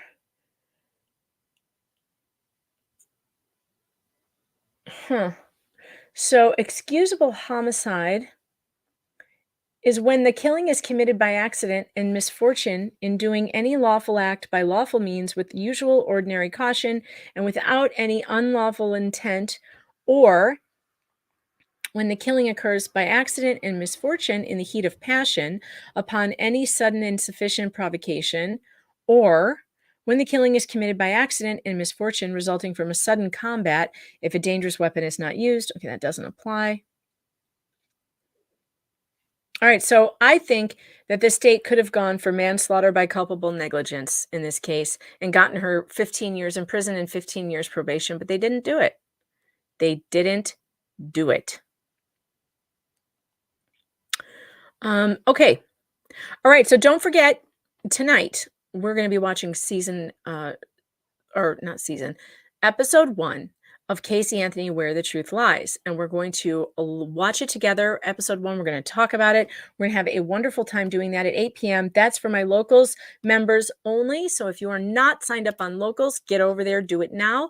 meganfox.locals.com. It's only $3 a month. If you sign up for a year, you're going to get 1 month for free with promo code PANTS.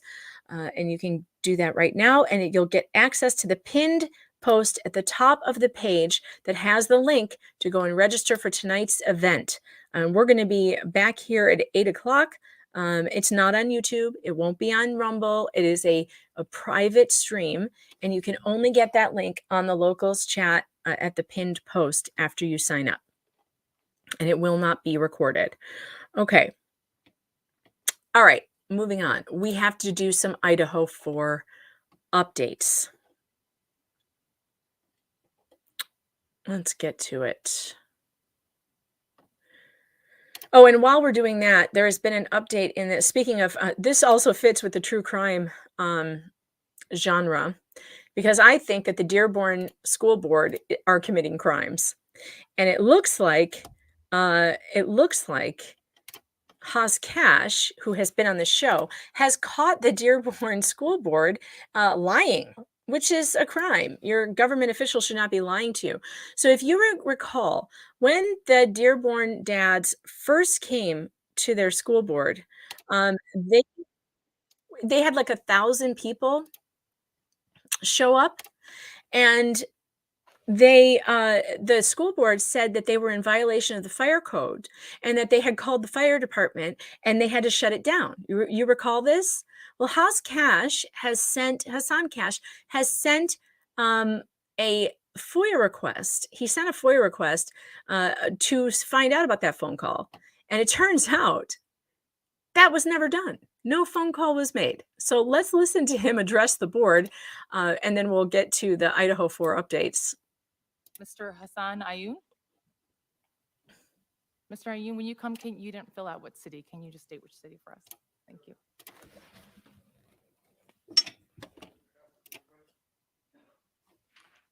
Good afternoon. Mr. Barry, do me and you are on Facebook? Can you please start the 3 minutes? Address the chair, please. Okay, Mr. Berry's on my Facebook.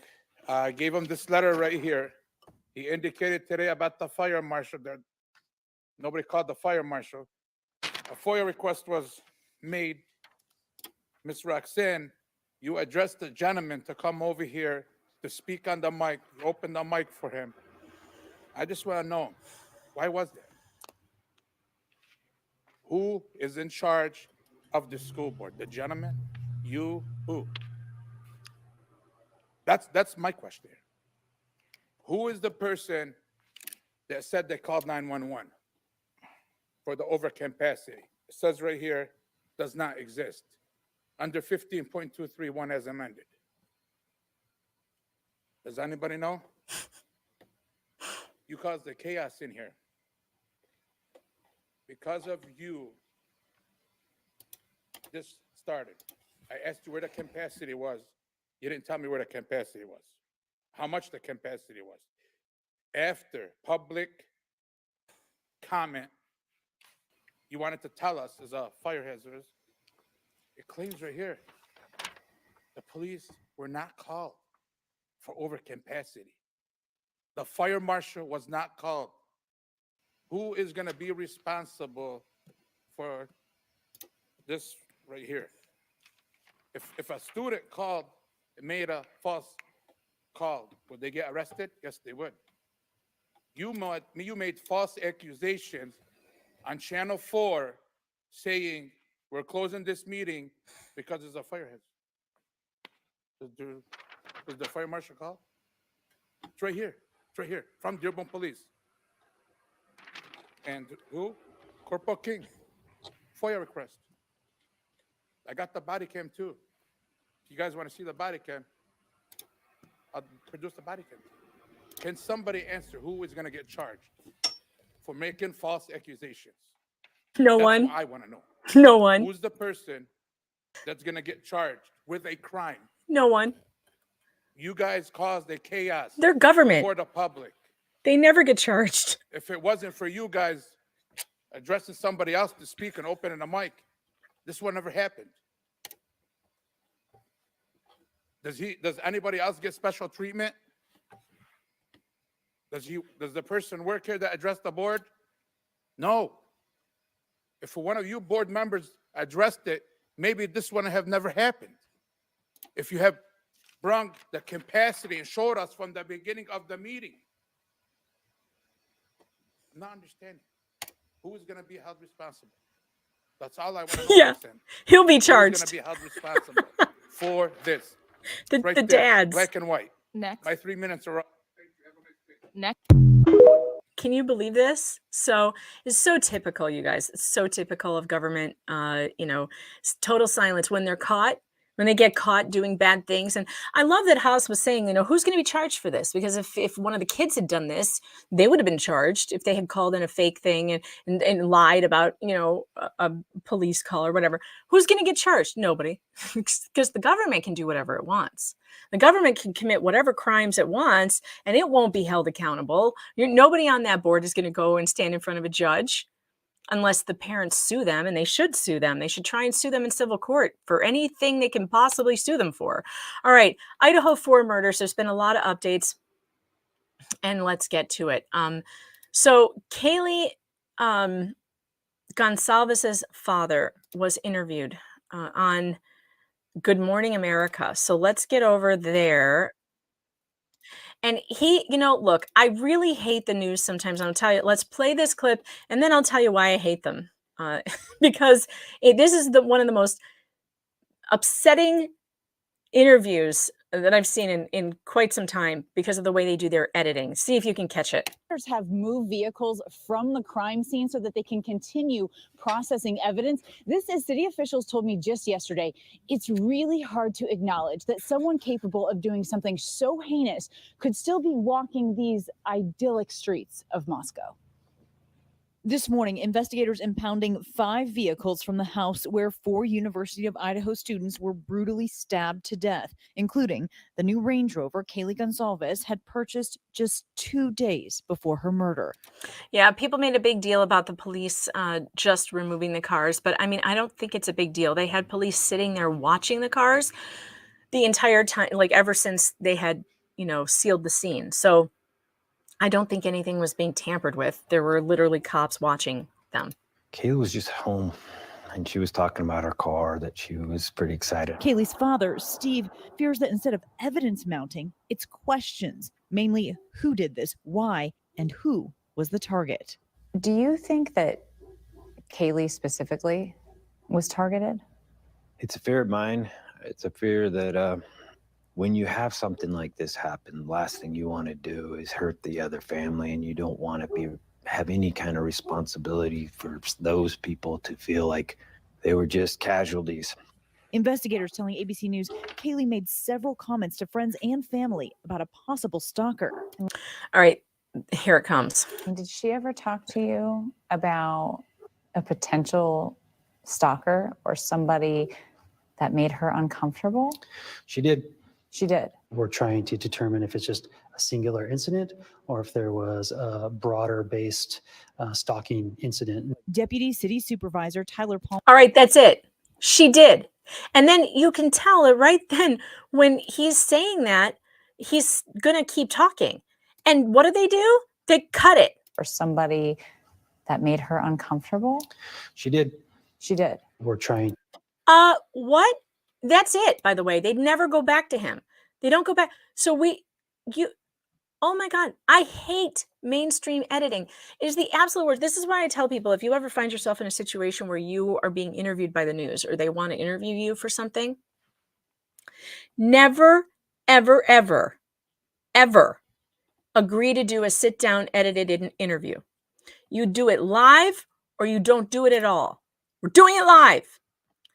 Carl says, keep your locals chat open. Well, it is open, but I have to go back and forth and back and forth. What did I miss? Did I miss something? I'm not seeing anything new, but if I miss something, let me know. So yeah, please, for God's sake, if you are ever interviewed by news, don't let them do these edited interviews with you, because they will also change what you said, and they can clip together things you said in a later part of the interview, and they'll put it before another part, and they'll make it sound like you said something else you didn't say. They've done it to me before.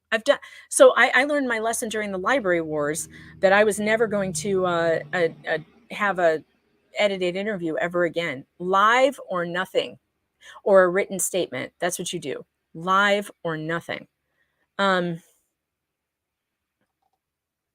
Yeah. Okay. So then there's this.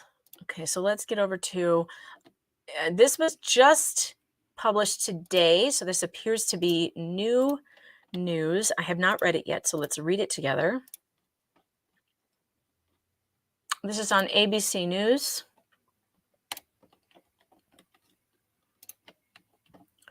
All right, here we go. Idaho police zero in on movements of 2 victims who went to frat house before killings. Police don't have a lot of info on Ethan Chapin and Xana Kernodle's timeline. Moscow, it's not Moscow. I keep saying that, but it's Moscow. That's how they say it there. Moscow, Idaho police are looking for more information on the movements of University of Idaho students Xana Kernodle and Ethan Chapin, who were at the Sigma Chi fraternity house in the hours before they were killed, along with 2 other Idaho students last month. Police said the couple, both 20 years old, was believed to be at Chapin's frat house from 9 p.m. on November 12th to 1:45 a.m. on November 13th. Chapin and Kernodle's timeline seems to be one of the larger areas that we don't have a lot of information on. Idaho State Police spokesman Aaron Snell told ABC News. So being able to locate what they did that night and maybe who they contacted, maybe any routes they took home, that would be important for the investigation. They're also still looking for details that could be relevant to the case overall. We believe someone has information that will add context to the picture investigators are creating of what occurred. Your information, whether you believe it's significant or not, might be one of the puzzle pieces that helps solve these murders. So basically, they're saying the same things that they've been saying. They don't know much. They have also said, we have not determined if the dog was inside the residence during the murders or not, Snell said. What we do know is the dog was inside when officers arrived. The dog did not appear to have any evidence on it. We don't believe that there was any appearance of forced entering into the home, Snell added. Authorities also said Monday that they're still looking into information about Kaylee having a stalker. Police said they've spoken to 2 men who may have been the stalker Gonsalves mentioned to friends and family. In October, the men were seen at a local business, and one of the men appeared to follow Gonsalves into the store and then follow her as she headed to her car, according to police. The man never made contact with the college student, police said. These men have since told the police they were trying to meet women at the business, police said. The authorities said there's no evidence these men were involved in the murders. All right, so they've already cleared the men that were following her. And it sounds like only 1 man, but they're saying 2 men. I don't really understand. There's so much, you guys, that is so just confusing about this case. Let's go see what the police have said in recent days.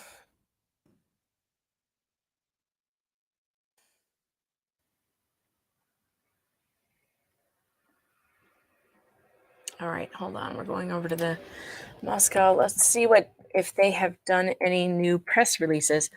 I signed up for their press release text thing and they don't work. So that didn't work.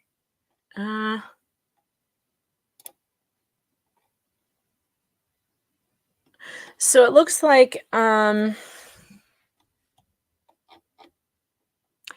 haven't had anything up since November 21st. No, that can't be. No, here's one. Okay. December 3rd. So they released on December 3rd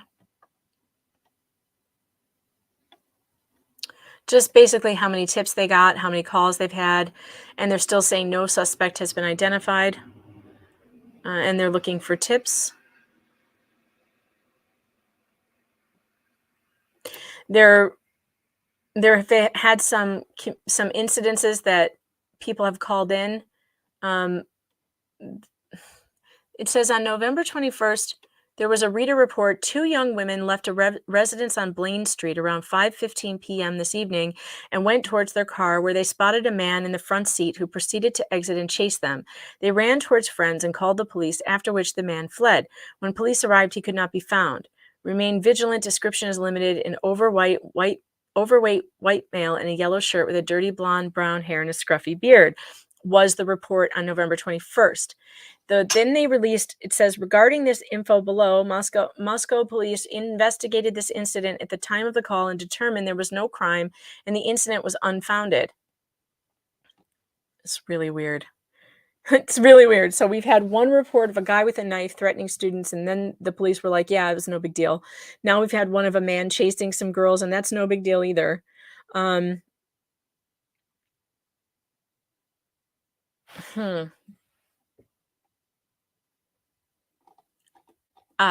then they have another update on it that they released.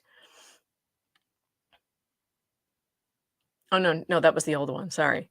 Yeah, I don't know. This is a strange thing. Like every time they don't seem to meet a suspect that they can't clear in like 10 minutes. So I guess it's just going cold at this point, which is unfortunate. I'm looking at the Rumble chat. All right, let's see. All right. Hey, you guys, if you would rather have a Kindle book, I'll send you a Kindle book. If you don't want the t-shirt, I'll send you a Kindle book. So send the rants, send the chats. We'll send you what you want. You want a Kindle book? You want the t-shirt? It's up to you. But so far, you guys are falling down on the job today. The grift is not working. The grift is not working. All right. I have one or two more things to get to. Yeah, I hope they solve it too. Shawnette says, I hope they solve the case fast. It's not going to happen. If they don't have a suspect by now, this is not going to be a quick deal. It's just not. This is not going to be a quick thing. All right, I was archiving an article that wouldn't come up that just was released 28 minutes ago on this case. Hang on one second. There are reports, by the way, from the coroner that the wounds on Kaylee were more severe than on the others. So it is looking like she is the target, like she was the target of the attack. I mean, that's what it would tell me. I'm not saying we can confirm that, but it does to me seem a little suspect if the wounds on her are more. Let's see, where is it? I've got that one too. There's video of police taking more evidence out of the house. Here it is. It's in Newsweek about the wounds on Kaylee being more severe. Kaylee Gonsalves. This is in Newsweek. Let me pull it up on the screen so you can see it. Kaylee Gonsalves stabbing more brutal than the other Idaho murders, says report. Kaylee Gonsalves had injuries that were significantly more brutal than her best friend who was killed in the same room, according to a new report, as police continue to investigate the murders of 4 university students. Gonsalves, Madison Mogan, Zana Kernodle, and Kernodle's boyfriend Ethan Chapin were found dead in an off-campus house on November 13th. Police have not yet identified a suspect, blah, blah, blah. On Sunday, News Nation's Brian Enton reported that Gonsalves' injuries were significantly more brutal than Mogan's. That may end up being a very, very important piece of evidence when it comes to determining who the target was in this attack. Good evening. I'm Brian Enton, live in Moscow, Idaho, for this News Nation. Oh, no. Report. There we go. 3 weeks ago, the unthinkable happened in this house behind me. 4 university students brutally murdered here. Their killer not only is still on the run, but still all of this remains a mystery 3 weeks later. And we have breaking news tonight. New details that we have just confirmed. News Nation is learning that Kaylee Gonsalves' injuries were significantly more brutal than her best friend Maddie's injuries, which may end up being a very, very important piece of evidence when it comes to determining who the target was in this attack. I have learned Kaylee and Maddie were in an upstairs room in the house, so the killer had to go specifically upstairs to get to them. And again, that new information just confirmed that Kaylee's injuries were, quote, significantly more brutal. Okay, so that's new information and that's interesting. Thanks for the super chat, 87 Sparky. You're in the raffle. Was this killing kind of linked to another stabbing? Well, I'm glad you brought that up because I have some exclusive information about that. I have a recorded phone call with police in Washington that I will play for you, but I'm not going to play it until the super chats get bigger. I'm not going to play it until we get some more going here. That's okay, though. It's not just the t-shirt. You guys can have a copy of my book on Kindle, Believe Evidence, The Death of Due Process, From Salome to #MeToo, or Shut Up, The Bizarre War That One Public Library Waged Against the First Amendment. And I have exciting news. I have ordered 2 more boxes of books, so I will be able to give out signed copies soon. But Kindle copies are available today. If you guys are sending the rants, the super chats. Oh, thank you for the Rumble rant. We've got a number. How do I get over there? There we go. Naughty One says, you grifted me into it. However, the whole true crime day is grim. It's true crime, Naughty. I mean, crime is not that fun. I mean, it's interesting though. And, I'm always interested in the justice part of it. So when there is no justice, it is hard to take, I know it's hard to take. But, what are you going to do? What are you going to do? If you're telling me that you don't enjoy true crime, I don't know. I kind of don't believe that. I think everybody does, don't they? On some level. But yeah, Jay Wink says, how about some nude pictures? I'll spring for that. No, absolutely not. Absolutely not. Hilarious that you would even say so. You guys, I love it when the chat's like, when are you opening your OnlyFans? Never. Absolutely never. All right. Let's see. When are we going over? So if you guys want to hear that recorded conversation I had with police about a second stabbing, an unsolved stabbing in Washington State, send the super chats. There's books at stake. We've got Kindle books or the signed t-shirt. It's up to you. You can choose. All right. 87 Sparky, thanks again for the super chat. Yeah, when whoever gets picked in the raffle will get to choose which one they want. All right. All right. So, and the phone call I got is actually quite astounding, you guys. The phone call that I made it that day. It was after the live stream, and I called to the Washington police in this little tiny town where there was another stabbing, and the stabbing that happened there happened on the 13th of the month. It was a 72 or 71-year-old woman. She was attacked while she was sleeping, stabbed in the abdomen, and very similar. And no arrest in that case either, and it wasn't very far away.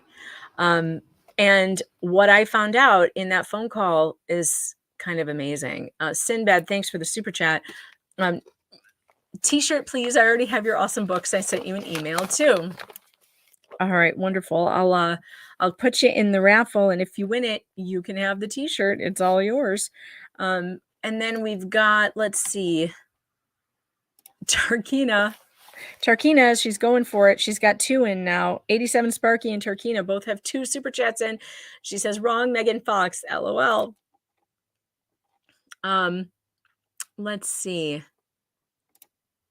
All right. He didn't say. Oh, that's true. He didn't say my nudes. Tony said he didn't say my nudes in particular, just nudes in general. I think there's one from the super chat, from the Rumble rant, not Rumble, from the locals chat yesterday that I can send you. The nightmare, the meme, the nightmare in the dream, the dream catcher. Oh my God, that was so funny, you guys. If you missed it, I'm so sorry. But the locals chat usually has a lot of funny memes going on. They don't seem to be in the memeing mood today, but yesterday was a scream. And there was a hilarious, absolutely hilarious photo meme of a huge fatty tied up in something. I don't know what it was. Was that like BDSM stuff? I don't even know. All right, hold on. Let me get over back to my notes on the Idaho 4 because there's more stuff. What happened to my archive? Did I accidentally close the archive page? That's dumb. What did I do? Hold on. I gotta find it. There's a new Idaho. It was 28 minutes ago. But it was behind a paywall.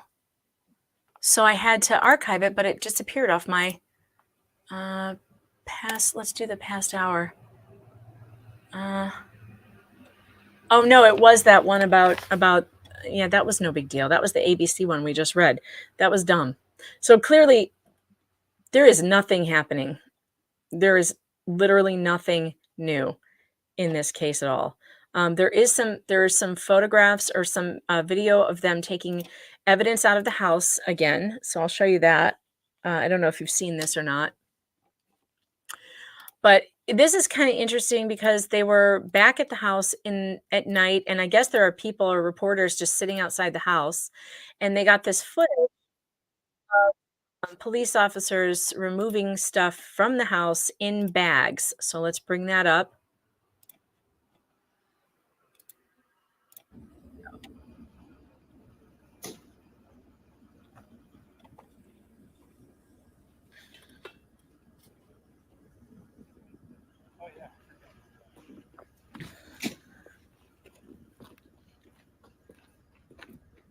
I like that guy's little ice shuffle. The careful shuffle on the ice.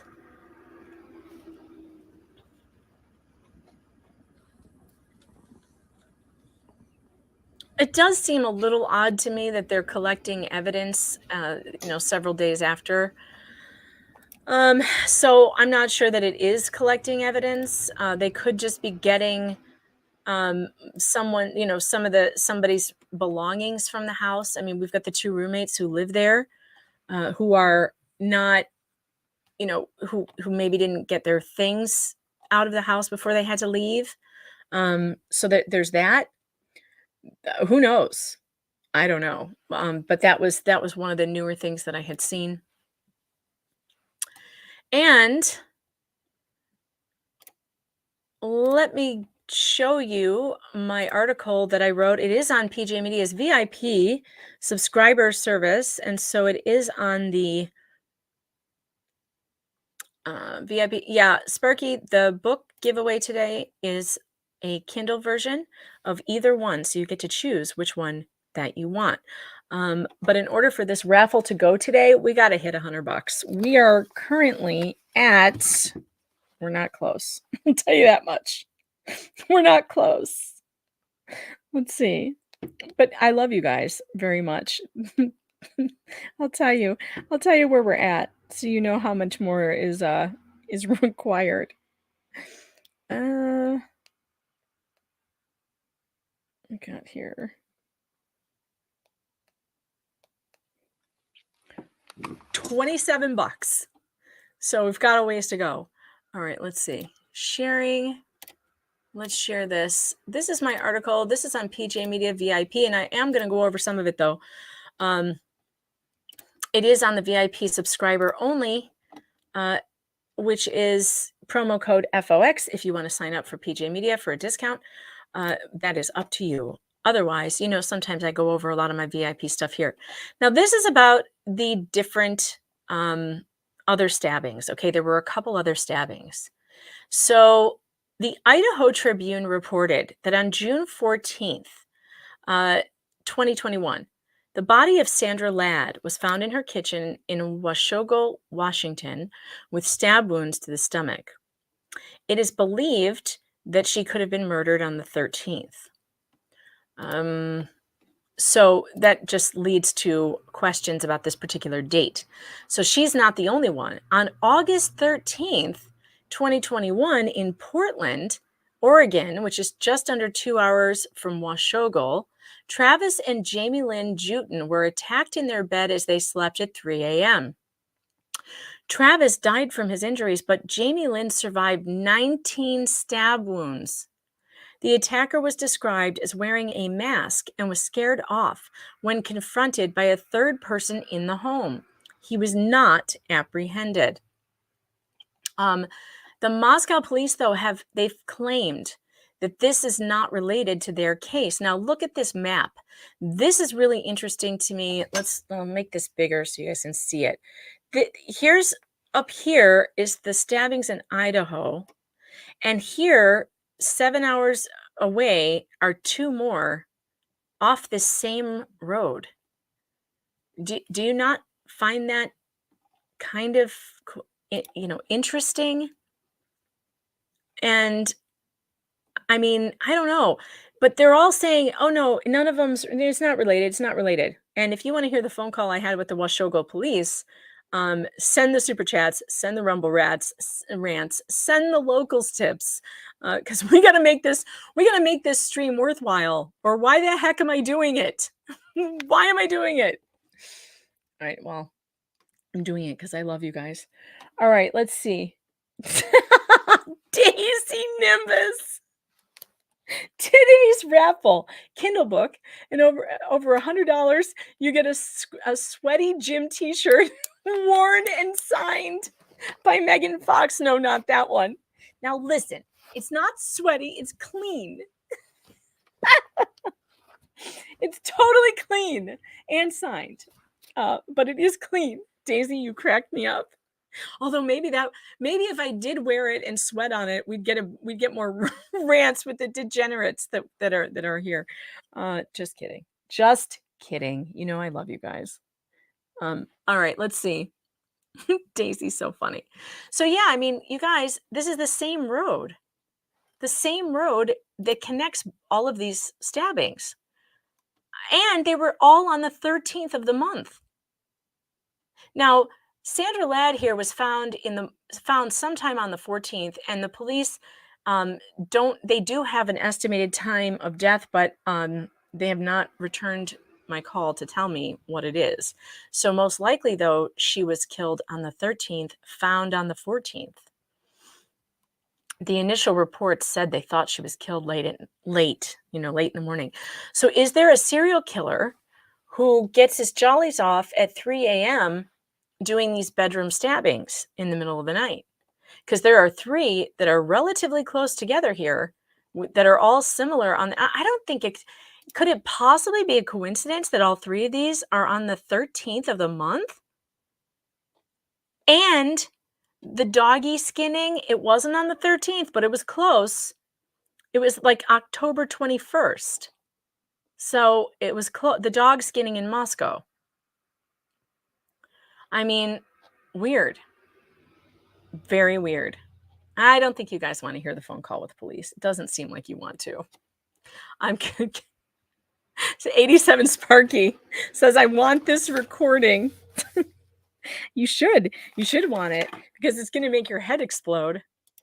Stormcrow, now that's the way you do it. Dollars for the grift god. I also chuckle at all the Slav named cities in America. Love your work. All right. We're getting there. Let's see. What do we have here? Stormcrow. I'll put you in the raffle. Why is my alarm going off? Is it time for squats? You know what? It is time for squats. We have done no squats. And I told you I'm not going to be one of these people who cannot use their legs at the age of 50. And I got sore just from doing chores and going up and down the stairs. Which is totally unacceptable to me. And you know what we need to do? Everybody needs to get up right now, get off your fat ass, because we've been sitting here for 2 hours, and do 20 squats. 2 squats! All right. I'm getting up, doing my squats. Do we need some squat music? Let's go down in the music. Let's see. Let's give some squat music. What do we have here? Oh, I think I deleted all the music. Here, let's do some rock and roll music. Here we go. All right, you ready? Go.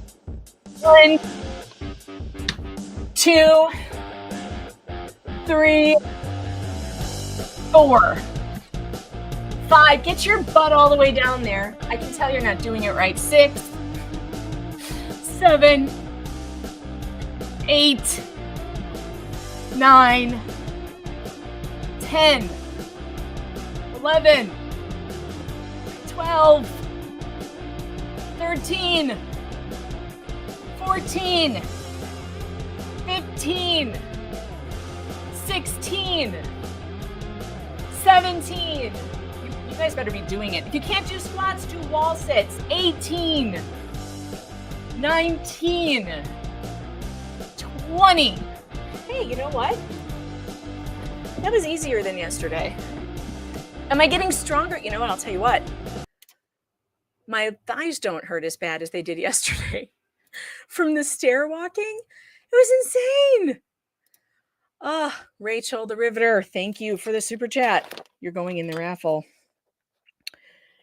Rachel. Although I'm still out of breath. Dang. How can 20 squats make me out of breath? Did you guys do your squats? Did you do them? Did you, though? All right, we are now.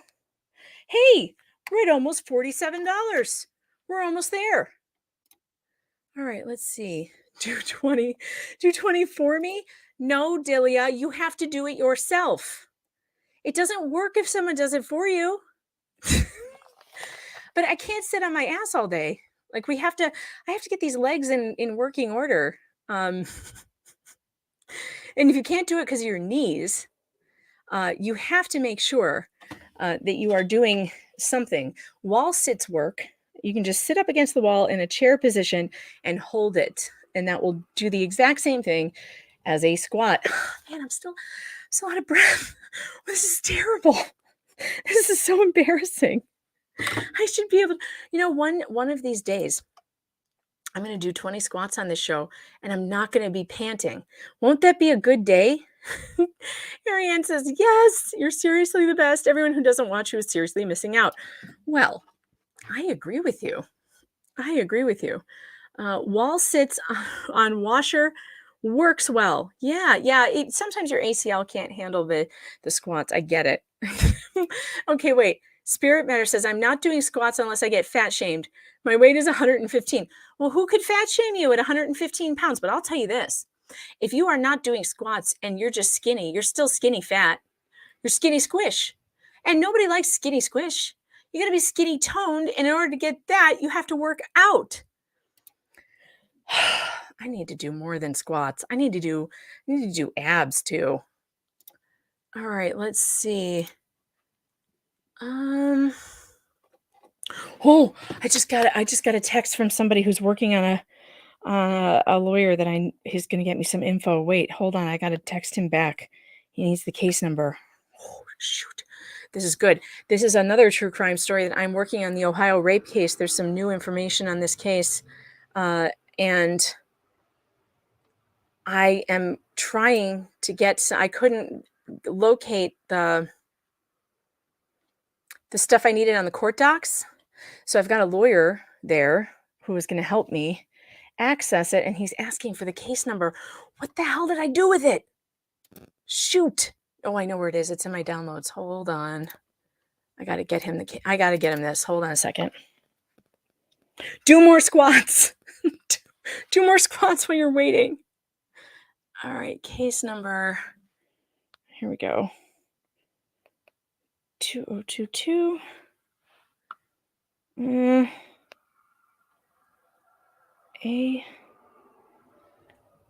God, this is, I can't see. No, not 0. 0 1 0 2 3 8. Okay. FCMC. What does that even mean? FCMC, Franklin County, I guess. All right, cool. All right. I hope I'm going to get more information on that, because I have some new information on that case, but I want to find out about his trial. Gershon Fuentes, who is the child diddler who got the 10-year-old pregnant in Ohio, and she was taken to Indiana for an abortion and used by the abortion lobby to push their agenda after the fall of Roe. It was really a disgusting case, and no one in the media was after the rapist except me. I was like the only one asking, hey, who's the rapist? Does anybody want to know who the rapist is? Like, who raped this kid? How about if we talk, instead of talking about abortion and how it's so terrible that you think this kid couldn't have gotten an abortion, which she could have, it turns out. We didn't get any information on who was raping a 10-year-old. I mean, unbelievable, until I started asking the question. And then all of a sudden there was a perp, and he turned out to be an illegal alien from Guatemala. Also changing this.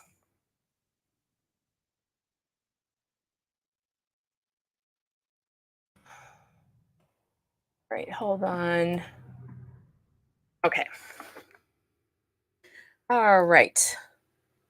All right, so is 87 Sparky the only person who wants this this recording that I have? Apparently. So, there's only a few. Ariane, the vegetarian, says your ligaments and joints will hate you because they're doing all the work your muscles should be. What do you mean, for squats? Or I missed something. The grapist is a protected class. Yes, that's true.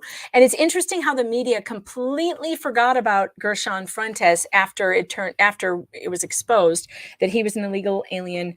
They completely stopped reporting on this case. There isn't one report about him and what has happened to him after being arrested. And that's what I'm looking into now, because I know that they scheduled his trial for I think it was like in the fall, and I haven't been able to find anything about it. Like, I think he's already been tried, and I'm trying to figure it out.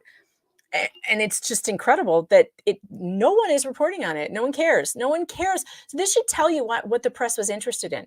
They were only interested in the abortion angle of the story. They don't care. They don't care if he got, convicted or not. All right, listen, guys. It sounds like one of my kids got off the bus and the dog is going crazy. And so I've got stuff to do. I've got to go be a mom, make some snacks. And so we did not hit the grifting goal today, unfortunately. So no, we're not doing the raffle today. We'll do it. We'll try again next week, because I don't think I'm going to be back streaming today.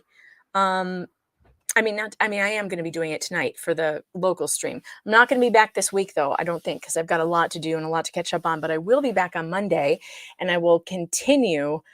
87 Sparky, I guess I'm the only one who wants to hear it. Well, we'll figure it out. We will figure it out. I will play it at some point when we get more interest going. But thank you, 87 Sparky. I surely appreciate you. No, I'm not going to burn the house down. Everybody calm down. That's not going to happen. I'm not going to burn the house down. Ah, I see. Ariane said if you're skinny, but you still don't work out, your ligaments get overworked and they start punishing you. That makes sense. And that's the problem. I'm going to start having that problem if I don't start working out. I already can't walk up and down stairs just to do my chores without feeling like I got hit by a car. And nobody needs that. Let me tell you, it's terrible. It's absolutely terrible to feel like you can't even, walk up and down stairs without being afraid.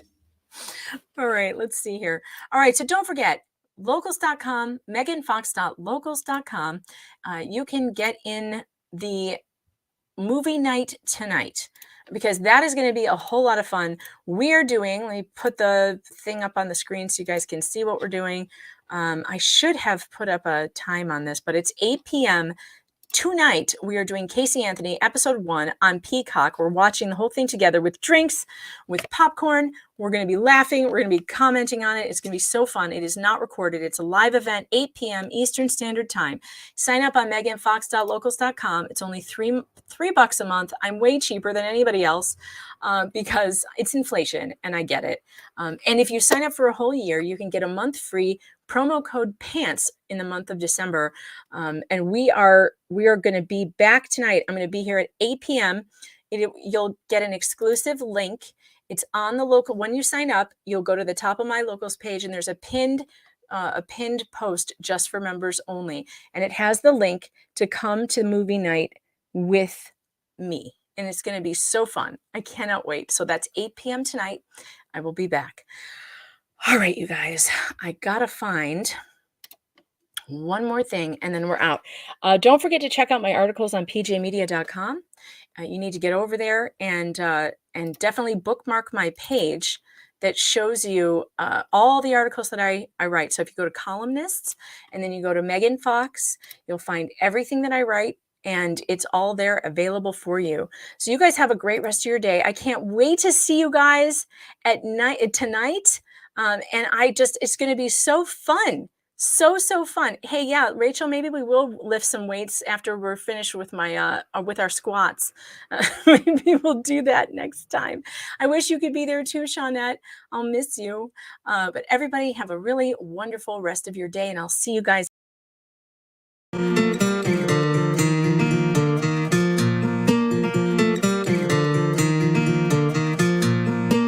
I was so lost, my world is near its end. I almost felt my head is full of a million choices. I am alive, I'm not here to pretend.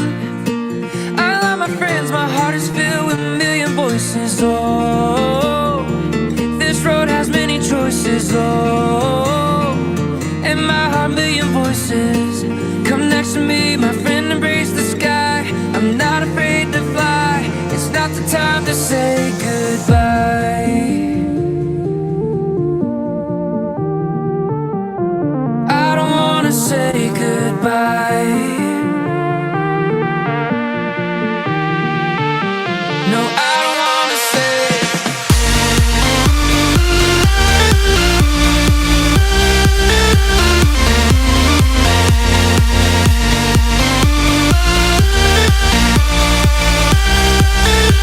No, I don't wanna say goodbye.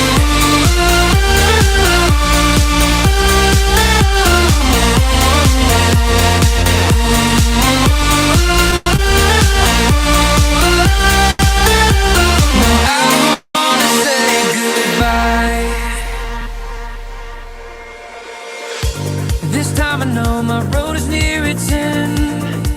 I almost felt my head is full of a million choices. I am alive, I'm not here to pretend. I love my friends, my heart is filled with a million voices. Oh, this road has many choices. And my heart, million voices. Come next to me, my friend, embrace the sky. I'm not afraid to fly. It's not the time to say goodbye. I don't wanna say goodbye. No, I don't wanna say.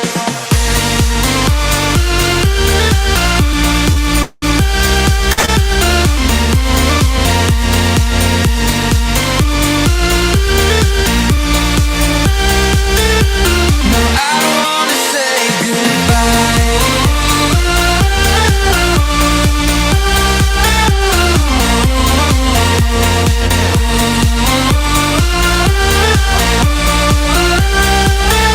No, I don't wanna say goodbye.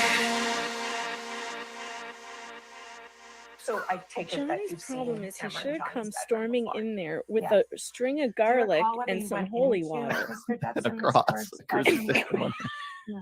May the Do you power of recall Christ or no, compel you. No, I don't. You think so. realized Miss his house Hubbard, was infested with except for succubuses. that, And there's a picture here with you of what it, yes. Do you recall whether it was there when you arrived in the afternoon?